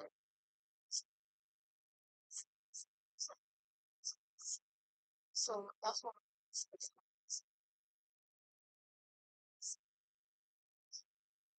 next. So we have said what could express symptoms and risk factors of that. Let's start. How does could express affect? What's the list?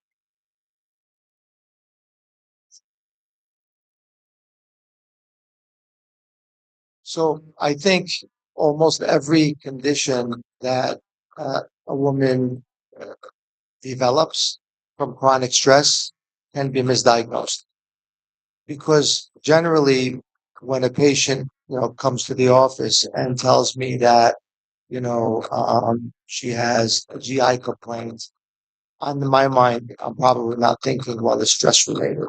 If she comes in and tells me, I have a rash on my body, or I have an infection, or there's something physical going on, I'm probably going to focus on that particular issue and not go outside of the box and think to myself, well, maybe it's stress related. And I'm actually a little bit embarrassed to say that up here on the stage, but it's the truth, because we should be looking at patients as a whole person. We should be looking at our patients as, not just a symptom or a sign or a complaint, but we should be looking at the whole person. And I think that we do have 15 minutes with our patients. But 15 minutes is a long time if you do actually focus, if you do sit down, if you don't have your hand on the doorknob ready to leave the room when you talk to the patient.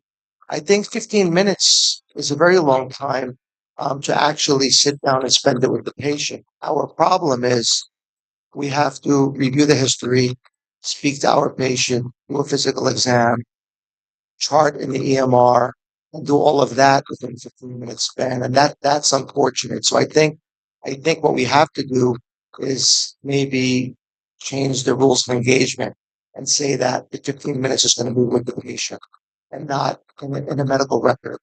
And that's how I think we could improve healthcare.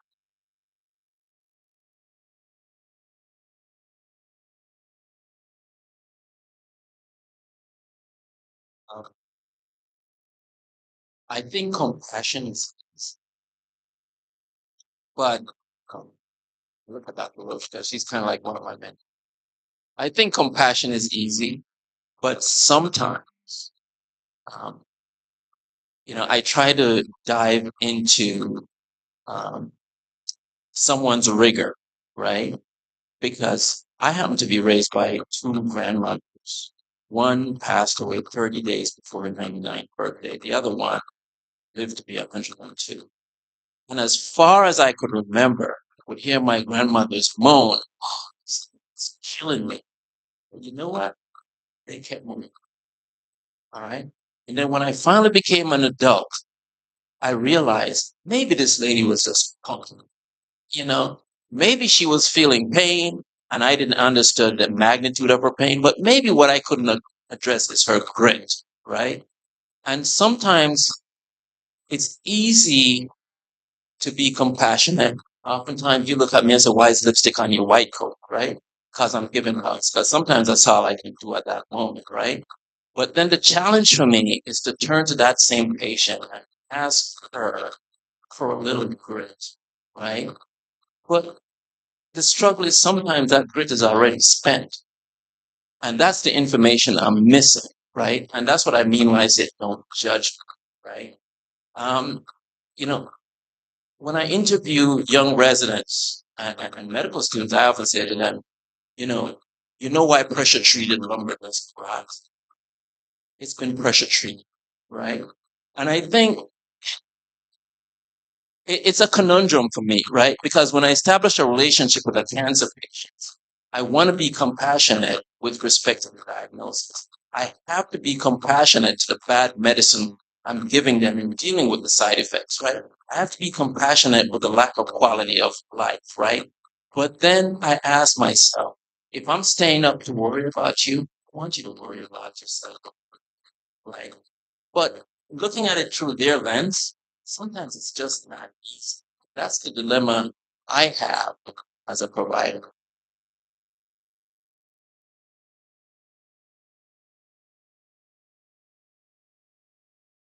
Okay.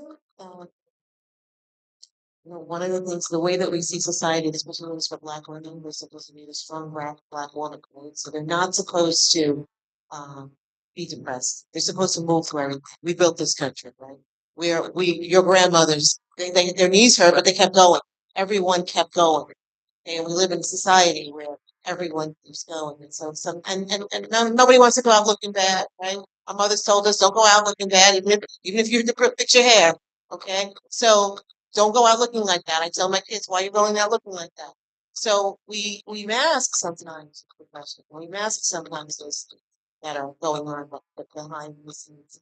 But we also have to listen to those messages like, why is she keep coming? Why does she keep complaining about this food? Maybe it's domestic violence. Maybe it's sexual assault. Maybe it's trafficking. So when we have a broader understanding, or we can really drill down and ask ourselves, to Dr. Siraj's point, is something else happening? Okay, yes, I can treat this vomiting, I'm vomiting every time I go home, I'm vomiting, coming back up, maybe it's something else. And when we can do that drill down, we might be able to solve some other societal problems. Again, domestic violence is really important because pregnant women have an increased risk of domestic violence, intimate partner violence. And so it's important that we think about other reasons why people are coming with these complaints and other diagnoses. I'd like to say something about general when it comes to anxiety. This is classic for questionnaire, but the angry person was depressive and anxious. So, you have to understand how our anxiety senses segues will tail ends with what you have to say. We're not allowed to say we're not allowed to be, but we are allowed to. So, the first thing I do with a person who is very, very, very angry is to ask like one question. That will usually get us a little bit to clear the problem. So don't push away and try to turn away from those angry patients. They are largely depressed and anxious. And if you will just ask the right question, we'll be able to get to the source of their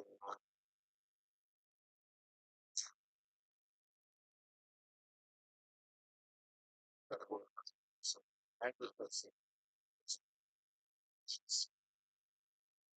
And the person who are very anxious, who sometimes come in with another individual, you need to take control of that environment and never be afraid, whether it's a male or a female, to ask that other person to leave the room.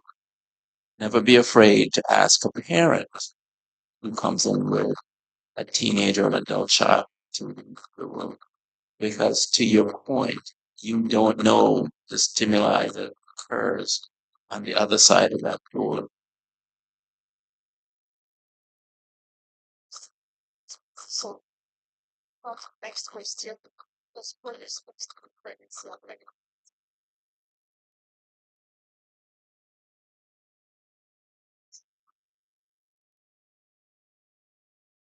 I think one of the most important things you need to think about is, first of all, access to care. So if you're obviously chronically stressed or all the social determinants of health, no insurance, don't know where to go, don't have access, late access to care, that can ultimately be your pregnancy end. But one of the largest risks is of that of preterm birth. So those with other underlying chronic conditions, diabetes, hypertension, sickle cell disease, autoimmune disease, and stress is inflammation. And then on top of that, you add an inflammatory diet, eating the sad American diet, having and having poor access to food, not eating a whole food, plant-based diet. All of those things are inflammatory, and that can affect those underlying conditions and lead to an increased risk of preterm birth.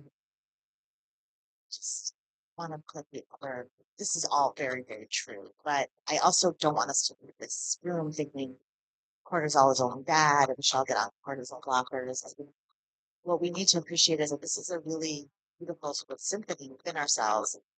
Cortisol is the one hormone actually we can't live without. When we're missing cortisol, we become unstable. Our hearts don't work well, and our blood vessels don't keep us alive. Cortisol from the fetus, it might be how labor starts. That the fetus says, "I'm ready. I'm ready to come and see this world. I'm going to let you know that." That's why labor starts. Not sure because so much of this is. I mention this not because Dr. Strong is incredibly correct, but I also think there's an importance, and this is maybe what Dr. Anderson was saying, is there's a picture point here. Stress is part of what keeps us moving forward.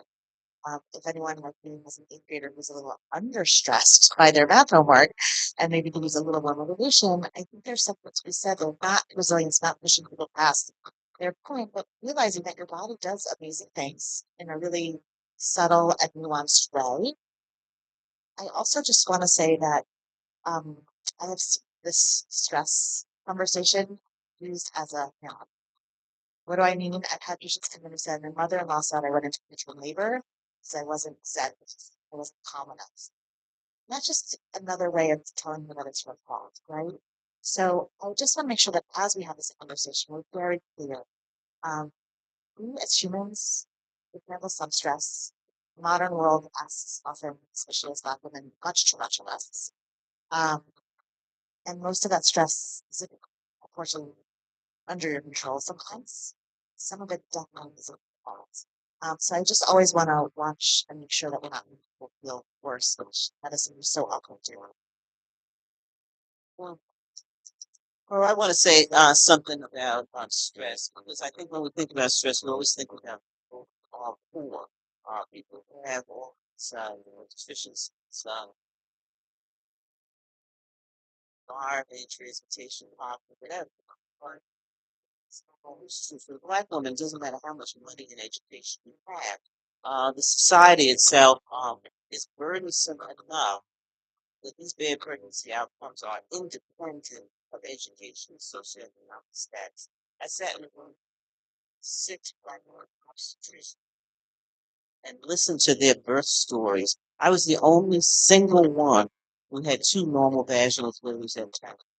Every single one of those women had preterm deliveries. They had a placental abruption. They had stillbirths. They had second trimestral losses. I was just like, this is like unbearable or unbelievable. These are highly educated women in obstetrics who couldn't seem to manage to have birth outcomes that looked like anything reasonable. And the only difference between me and them was one thing. Can you all figure out what that was? Hmm? Power. Power. Power. So when I had both of my deliveries, I ran the obstetrical unit, and they gave me the same care a white woman could get because they dared not give me any less.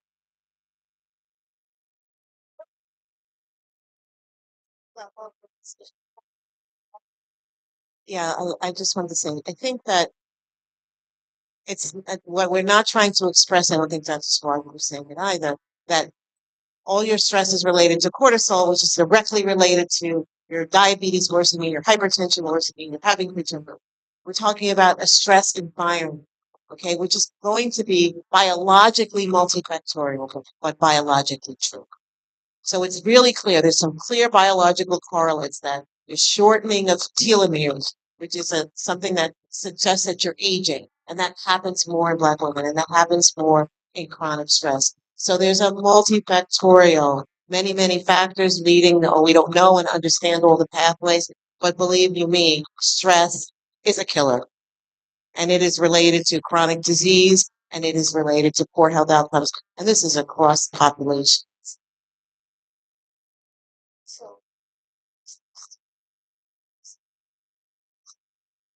this is awesome. And I've spoken all the young people it's quite because what you said was powerful about power. And I want to hear you guys answer whole story. Because right now my niece having her first baby, married before was finally got pregnant. And she lives in England. I'm going to go in June. I'm going in June because I want to see that baby born. And so she didn't understand that she didn't know. She's finished her PhD, so she's like pregnant something on. Oh, and they call her old. So they call her old because it's her first baby and she's near 30 years old. And so she started to take her prenatal care. And I'm telling you, they were telling her all this kind of stuff. And because I listened to, I know something called Dr. Marinico, and and listen to Sharon Johnson, all of her OBGYN some stuff. And so I tell her, listen, You go back and you go tell him this. That they were starting to tell her that she don't need much visits and telling her, she don't do this and they were really giving her nothing in England. I said, you go back and you tell them you want this, and all this stuff. I listen to them. And I'm telling you, I was so amazed how she's telling me now she's going to her this almost second trimester, the second. And she's getting all this stuff. And she was saying to me, Auntie Mama getting all this stuff, and I'm saying, yes, because that's the way. So, how do you get this power? Do we have to be educated as black women, or what is it that we need to do to empower ourselves to get the power? Is that it? So Dr. Clark has jumped to my next question. Sorry. So this is critical. And I want these young people to know that you're sitting in here hoping to get some of these tools that you're gonna use. So could we yes. So okay, so let's just get to the next question. How can we as women that advocate for ourselves and help us when it comes to stress or mental illness? I think I'll try to answer that question. I think that what a patient can do before she goes to the office is do a little bit of research. You already know when you go in, it's going to be an abbreviated visit. You have a few minutes with the provider, a few minutes with the doctor, and you want some questions answered. I think a woman can empower herself by doing a little bit of research, even just through Google. Just to go in there and see what's available, what resources can be available, and what kind of questions you should ask. A second thing I would recommend is maybe write some of the questions down, because when you go to the doctor's office, you're going to forget. You might remember something after you leave, and then you won't have the opportunity to go back and ask that question. And the third, and maybe one of the most important things, is if you are not one of those people that can advocate for yourself, you're shy, you're scared, if you just don't think you can go in there and muster up the energy and the confidence to ask questions for yourself, bring someone with you. Bring a sister, bring a friend, bring your Uber driver, whoever you want to bring. You need to bring someone with you who can advocate for you, because you need advocacy. And that's how you can get the most out of your visit.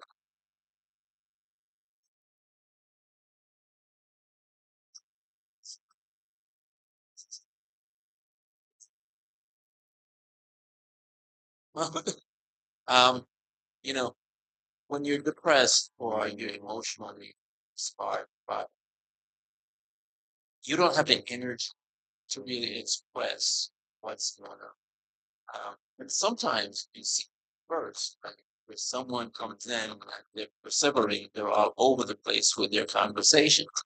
And I think it takes a skilled provider. And I'm listening to all of you guys, Swaj included, and we have to realize that things that come easy to us is what we're trying to do, like liver babies, thigh surgical God, resect tumors, whatever.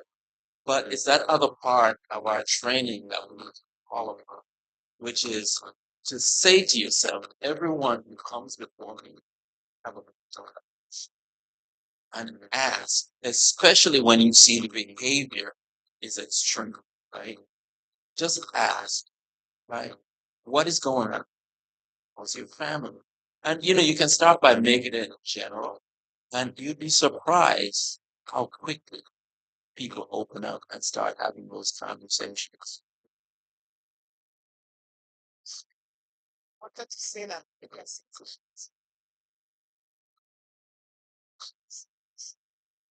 this level, most may not know that you have to write these things down.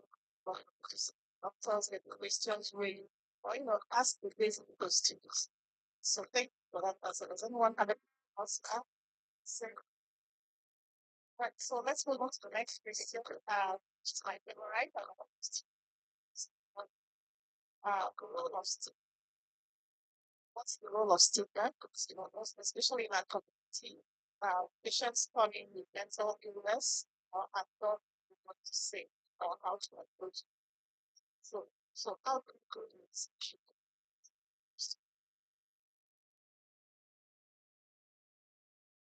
I think the first way to do that is to understand the community that you're serving. So there could be cultural relations about understanding about how mental health is appreciated, whether or not it's acceptable, whether or not no one in my family was ever depressed, no one ever went to see a psychiatrist. You must be crazy. We don't do that in my family. You really do have to understand the culture in the community in which you live. Many communities, it's very stigmatized to either say you're depressed, take antidepressants, see a psychiatrist, see a therapist. In other communities, everyone is seeing a therapist. Everyone, go look on Instagram. Everyone has a therapist, everyone has a psychiatrist, and everyone is on medication. You have to understand the community where you're working, and you have to figure out how to tap into it. If you don't necessarily have that cognitive or cultural understanding of the community, again, you need to just get into that space. I call it a space. Everyone's got this space where if you can crack into that space, you can tap into it. Sometimes it's just saying, what's going on? Tell me what's happening. Or just looking at the person and saying, look good, tell me what's happening. And then you'll get into that space. But you do have to understand the cultural context in which the patient is presented to. Be delinquent as an addiction medicine specialist, not to talk about the overlap between mental illness and substance use disorder, which is sick. And especially coming out of COVID, we have a lot of problems with all populations, but particularly women are first worried about opioids, but it's actually the number one problem is actually alcohol. I think that we all have to be well aware of how difficult that space, the space we talked about, the COVID space was, and how we as a society have not recovered, and that we have actions, substances try to make it through that difficult time, who was still suffering, who was still entrapped in that kind of addiction. And this is not just, the young person, grandma, the elderly, particularly also having a lot of trouble. So we all have to be aware of that. We all have to be, patient, kind, understanding, and understand that in a population where getting a psychiatrist or therapist who looks like you can even understand anything about you culturally is very, very, very difficult. Self-medication is very common. When it comes to stigma, sometimes I kind of internalize that, right? So when I sit in front of a patient, I try to tap into my own internal biases, right? Because I think that's where stigma begins, right? You begin to judge people, and I think we need to stop there, right? And I would go back, having married to a clinical psychologist, and was taking my son through an exercise, and he was a little bit slow in getting it, and eventually got it. And I happened to turn to him and said, "What's wrong with you?" Those subtle maneuvers that exemplifies our own internal biases. So fast forward 40 something years later, I have a patient now with a very bad cancer. And I happen to stop before asking her the question, how did you get to that point? And even before I asked the question, she said, my concern was never the cancer, but the pain. And everywhere I went, I was drug seeking. This is not her telling me what she was doing. This is her telling me how providers stigmatized her. As a result of that, 3 years later, this poor young woman is so debilitated. And again, I have to call on my own bias because good or bad, we all have one. And in this particular moment, my internal bias was your stigma means nothing to me. The way you're judged meant nothing to me. She's been in the hospital for about 4 months because I have a hard time sending her home, not knowing whether her pain is going to be well controlled, not knowing whether her wound is going to be well taken care of, knowing that she is so focused on her young daughter not going the patch.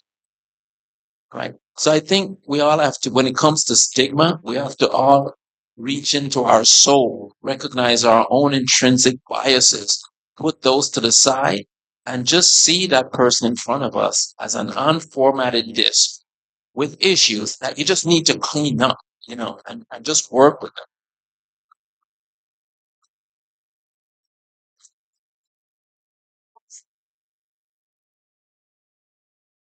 So yeah, you allow us to look and or look at the good stuff for those so I could listen.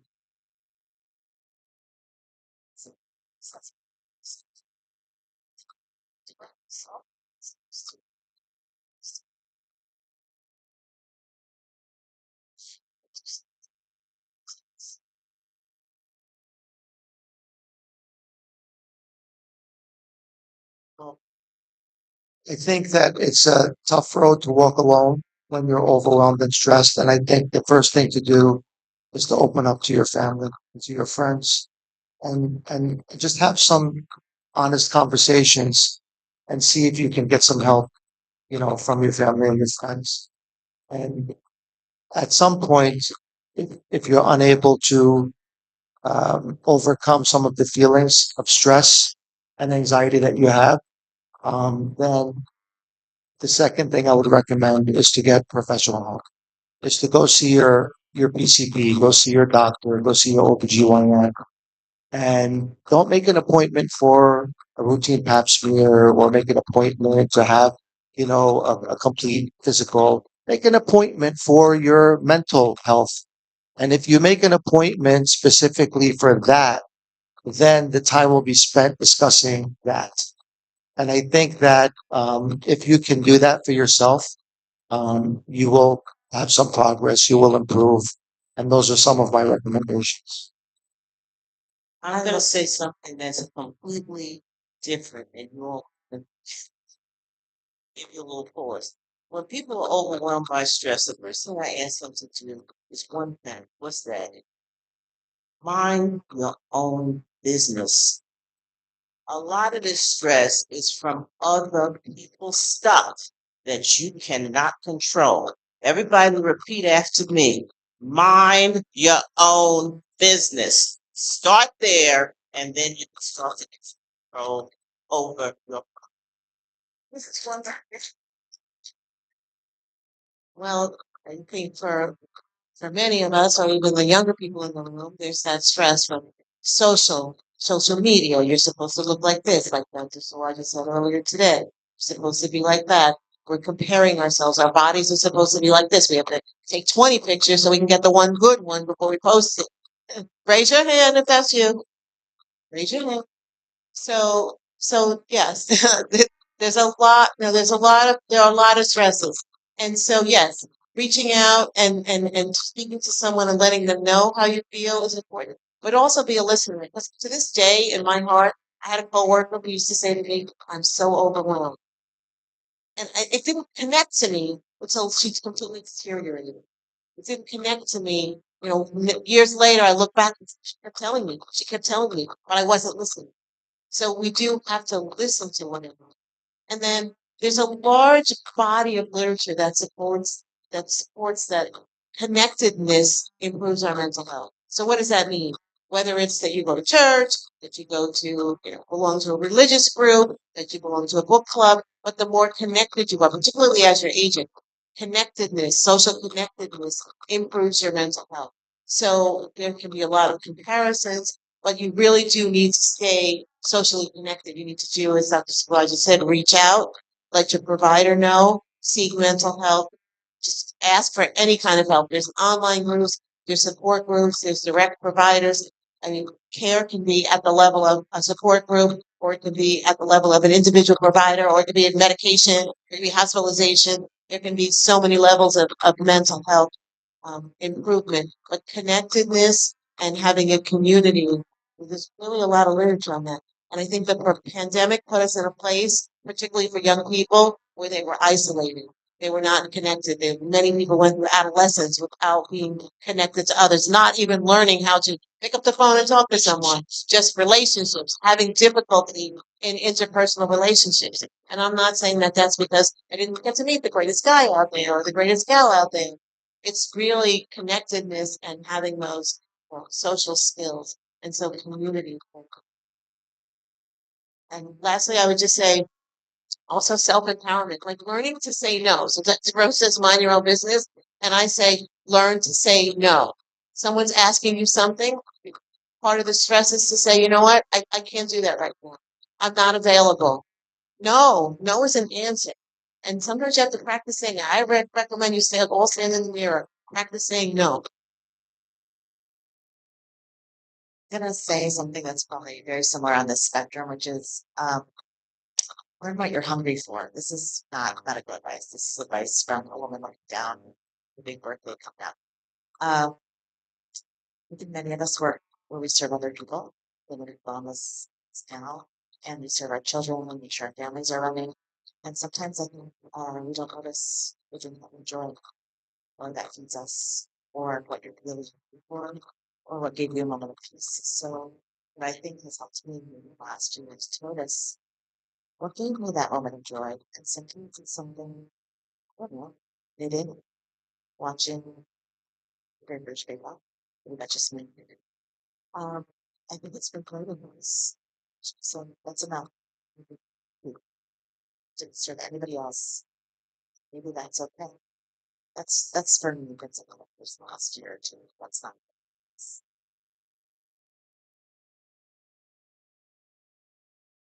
But for me is how do I help someone address uh, their own mental health issue? And everything that's been said is absolutely true. And it comes down to connectivity. Um, for me, I look at what makes me happy. I mean, there's some sentinel events, the pandemic, that really taught us how to do some things differently. And what I try to say to folks is there are value to certain exercises. So join a book club, go to church, talk to your sister. I know I personally, between 7 a.m. and 7:15, I'm on the phone with my brother every morning for 10 minutes to the point where if something happens, Dr. Sawajid, I decide to have a 7 o'clock meeting. Yep. He'll call me upset. Hey, are you okay? Why didn't you call? So those kind of connective behaviors are connected behavior. A group of women, one which is my attorney, said to me last week, "Oh, I gotta get home. We started a book club," and I'm thinking that's so passe. But right, right, the connectivity, I think, but also say to folks, it's okay to crawl out of your shell and find that connection, as small as it might be.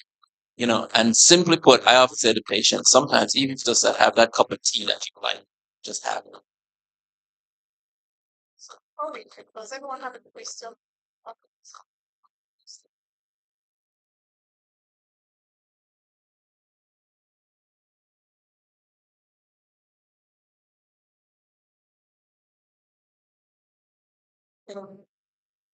Presentation. Just one question. I want to circle back. I remember when you were talking about when a woman comes into the room, she has either son or she has a significant other in the room. To or the domestic violence. What is the best question to ask or say so that the person who can hold it was the fun communication respond? I'll just tell everybody that it's routine for us to have some time with the patient without anybody else. And it's routine we do every single solitary patient will say. I think, I agree with you, Dr. Ross, completely. I think also not only normalizing in that visit that it's routine that you speak to the patient alone, but making it seem like it's very routine, like it's not a big deal. And don't even leave it up to the patient. Just make it very routine. And if you don't leave it up to the patient to make that decision in front of her partner, then it's probably going to be easy. So,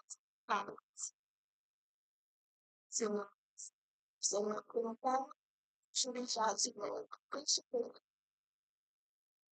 So, right.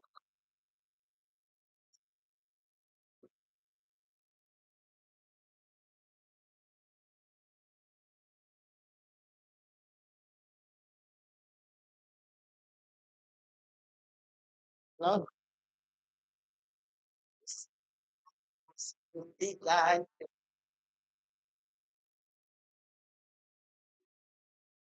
So, uh,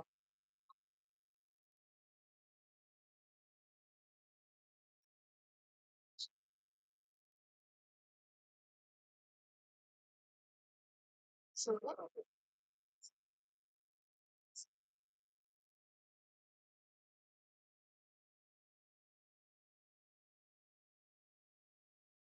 space? Well, it's gonna come.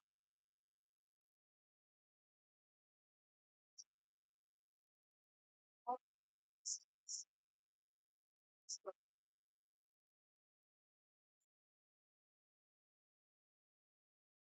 stress. What up? So I feel like some say they go shop. Some people say they go. Some people say they call their sisters. Some kind of outfit express the stress.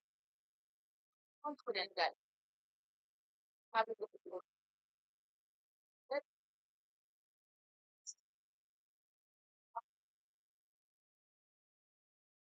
stress. So that's so uh that first book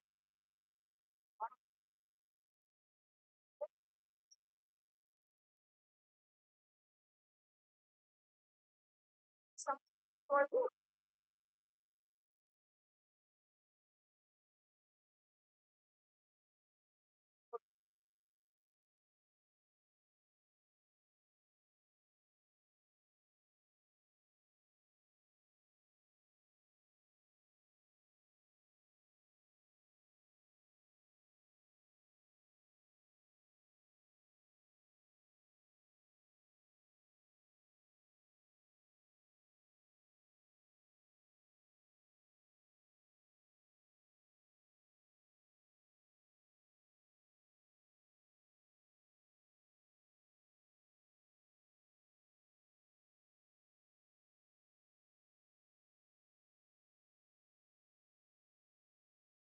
Thank you, Dr. Maramiku. All right. If anyone else have any question? All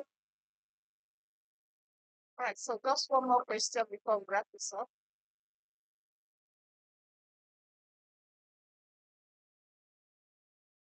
Okay. Do you know after the COVID was lockdown? I don't know if the neighborhood saw the liquor stores were all open. And we need to look, someone needs to do research that, and particularly for neighborhood hospital. So we wonder now why this is such a crisis as it relates to alcoholism and abuse. That needs to be attention. Well, as the addiction person, I'll say this. You think the liquor store, the physical store was full. The amount of liquor sold online went, all right. It was actually a strategic reason why the store was full. Those who had alcohol use disorder, but they did not drink, would have all been going to alcohol withdrawals for that. So while it sounds crazy that they did that, it's actually a medical reason why they put lots full of liquor. Those who were alcohol dependent wanted to drink fatal. There was no one for that. They had to deal with the store.